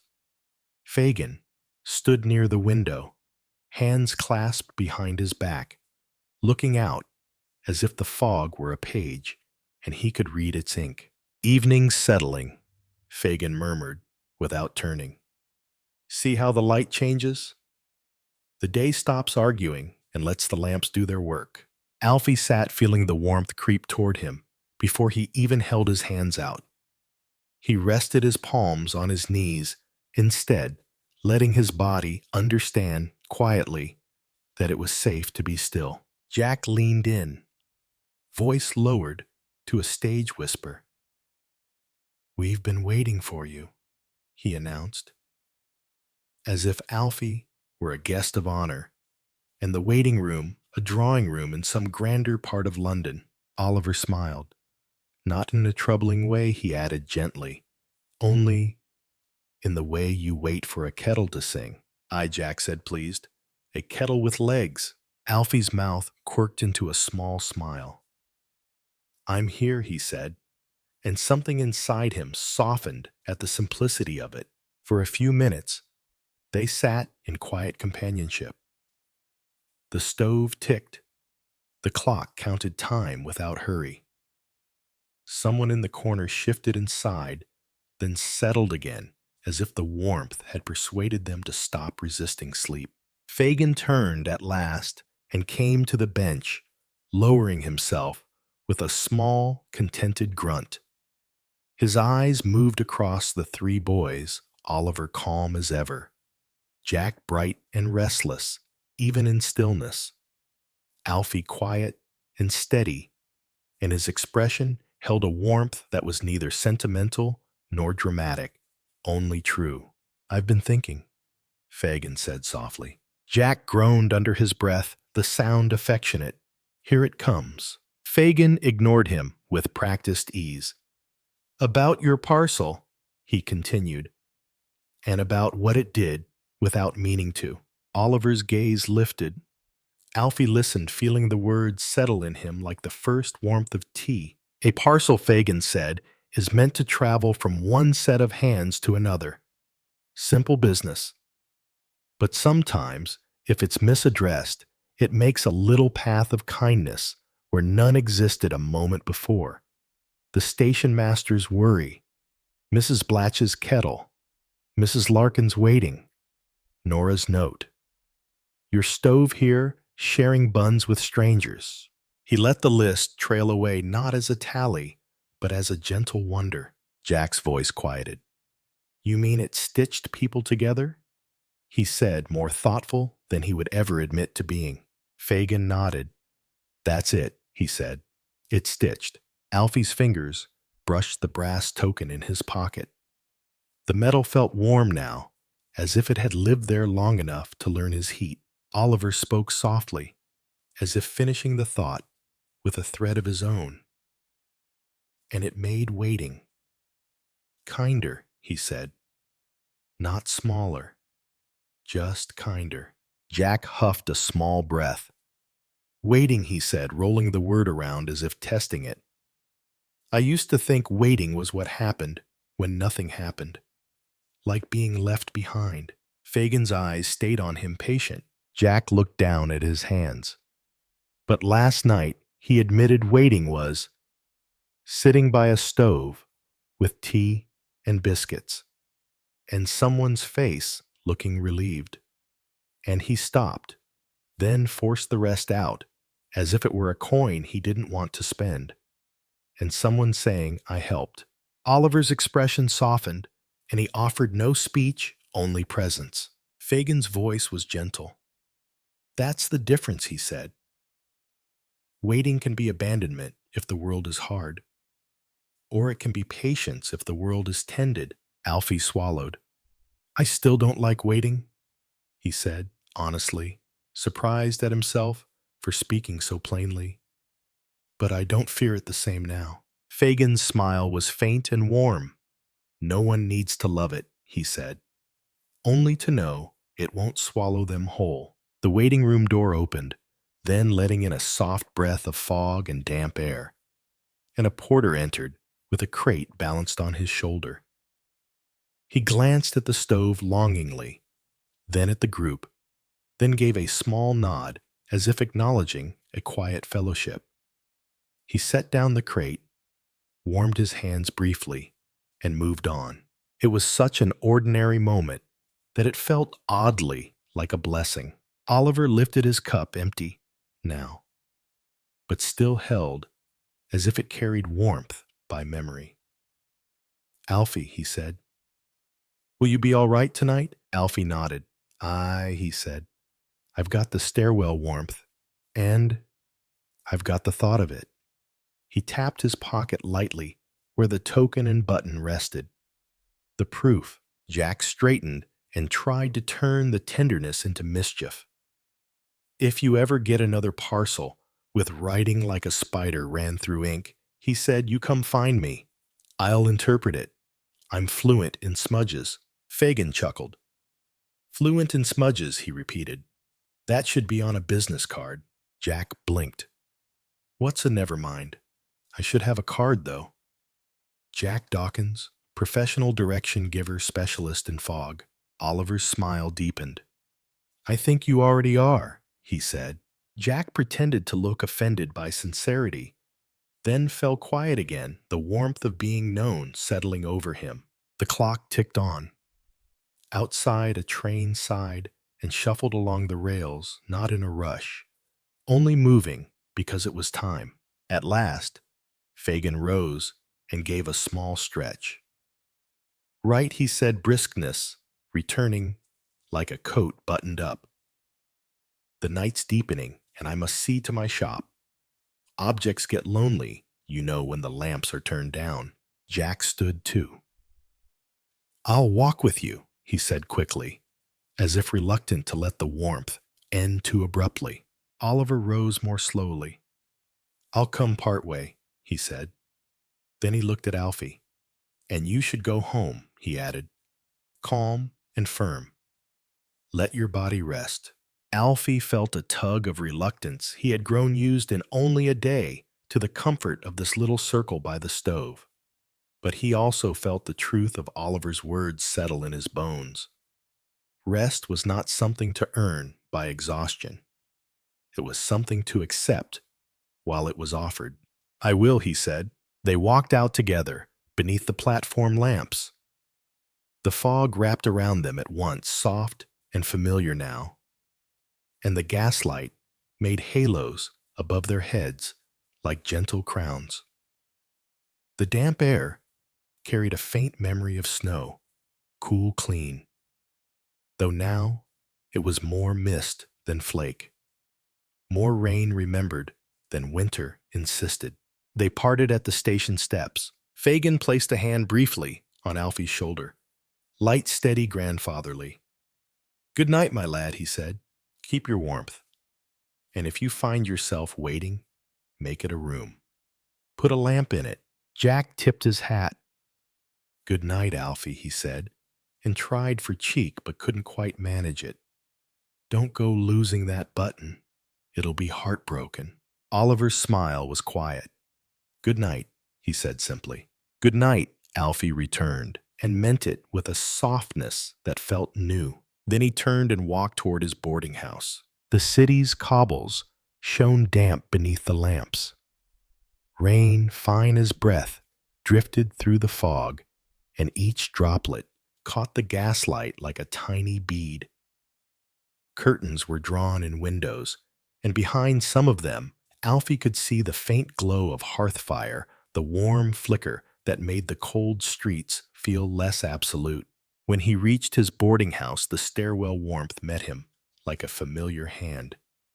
He climbed slowly, listening to the building settle the distant tick of the clock, the soft hush of someone turning a page, the low whisper of a kettle somewhere below. In his room, he lit the candle and undressed with quiet care. He set the brass token on the table. He placed Fagin's button beside it. Two small circles of brass, one earned, one given, both steady, both meant to be held. He sat on the edge of his bed for a moment, hands resting on his knees, and allowed himself to do nothing at all. Outside his window, fog pressed close, and the gaslight beyond it glowed like a low, patient star. Rain tapped faintly on the glass, so soft it felt like the city's own slow breathing. Alfie lay down and pulled the blanket up, feeling its weight settle over his shoulders. His body finally agreed to rest. His thoughts drifted not into worry, but into gentle remembering Mrs. Larkin's relieved smile, Mrs. Blatch's kettle steaming like a lighthouse, the waiting room stove ticking faithfully, Oliver's calm voice, Jack's bright, harmless humor, Fagin's warm, watchful eyes. The night did not feel like something to get through. It felt like something to be held by. And now, as we let the story's last warmth gather, close the pace can soften even further. Like embers, settling in a grate like rain, turning to a hush on the roof, like fog folding itself around a street lamp, until the whole world looks gentler. Listen for a moment to your own quiet room. Imagine it as another little boarding house in Victorian London, safe, still tucked away from the wet streets. Feel the weight of your blankets, the way they rest across you with steady comfort. Let your shoulders loosen again. Let your jaw unclench again. Let your breath slow as if it has nothing at all to prove. In the mind's eye, the waiting room stove glows on coals, shifting softly, iron ticking with patient warmth. A traveler dozes with their hat tipped low. The clock keeps time without any sharpness, only faithful ticking like a lullaby made of seconds. Outside the station windows, fog drifts past the gaslight in pale waves, and the lamps make warm halos in the mist. Not far away, Mrs. Blatch's tea shop is closing for the night. The window seat cushion holds the day's last warmth. The kettle has simmered through so many hours that it seems to hum even as it cools, as if it has learnt that its purpose is comfort. In the back room, tins are stacked neatly, cups turned upside down to dry, and the scent of tea lingers in the air like a kind thought. At Elm House, Mrs. Larkin has drawn her curtains. The fire in her grate has settled into embers, glowing red-orange like small contained sunsets. On her table, Nora's letter lies folded and safe, and beside it, the brass railway button catches a last flicker of firelight. The circled timetable for March is tucked away where it can be found again. Hope, given a shape waiting, given a date. Patience, given a gentle handhold. And in Fagin's curiosity shop, the lamps are turned low. The shelves of objects sit in their orderly rows, keys and ribbons, buttons and boxes, each one waiting in a calm, unfrightened way, because the shop is warm, and the stove is steady, and the night here is not cruel. Somewhere in his ledger, a neat note rests on the page. A misaddressed parcel, a kindness carried through the fog, a waiting heart softly found. Jack Dawkins has found himself a corner out of the damp, perhaps near some safe hearth, his hat set aside, at last, his quick mind slowing as sleep takes him. Even the liveliest sparrow must tuck its head under its wing. Even the brightest grin must rest. Oliver, too, has found a quiet place. His kindness is not a performance.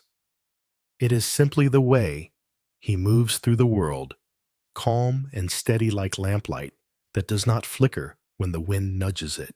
And Alfie, our weary messenger boy, so quiet and conscientious, sleeps in his small room with the rain whispering on the window and the fog pressed close like a soft gray curtain. His hands at last have remembered they are safe. His heart, too, has loosened its grip. In his pocket, the day's tightness has been replaced with something gentler. The memory of warmth shared the proof that small carefulness matters, the sense that patient waiting can be held in a room with a stove, a cup of tea, and a kindly presence nearby. If you like, you can picture the last embers in the grate glowing, dimming, glowing again, each tiny pulse of light, a reminder that warmth does not disappear all at once. It lingers, it comforts, it eases the body into rest. Let your breathing follow that same rhythm, in and out, slowly, comfortably, as if you are listening to rain in the distance, or the soft tick of a clock, or the faint hiss of a gas lamp beyond fog. If these stories bring you comfort, you're always welcome back to Dickensian Sleep Story. And if you'd like, you can tell us where you're listening from tonight. May your room be quiet, your blankets warm, your thoughts gentle as fog and lamplight, and your dreams as soft as a Victorian hearth's last glow. Good night.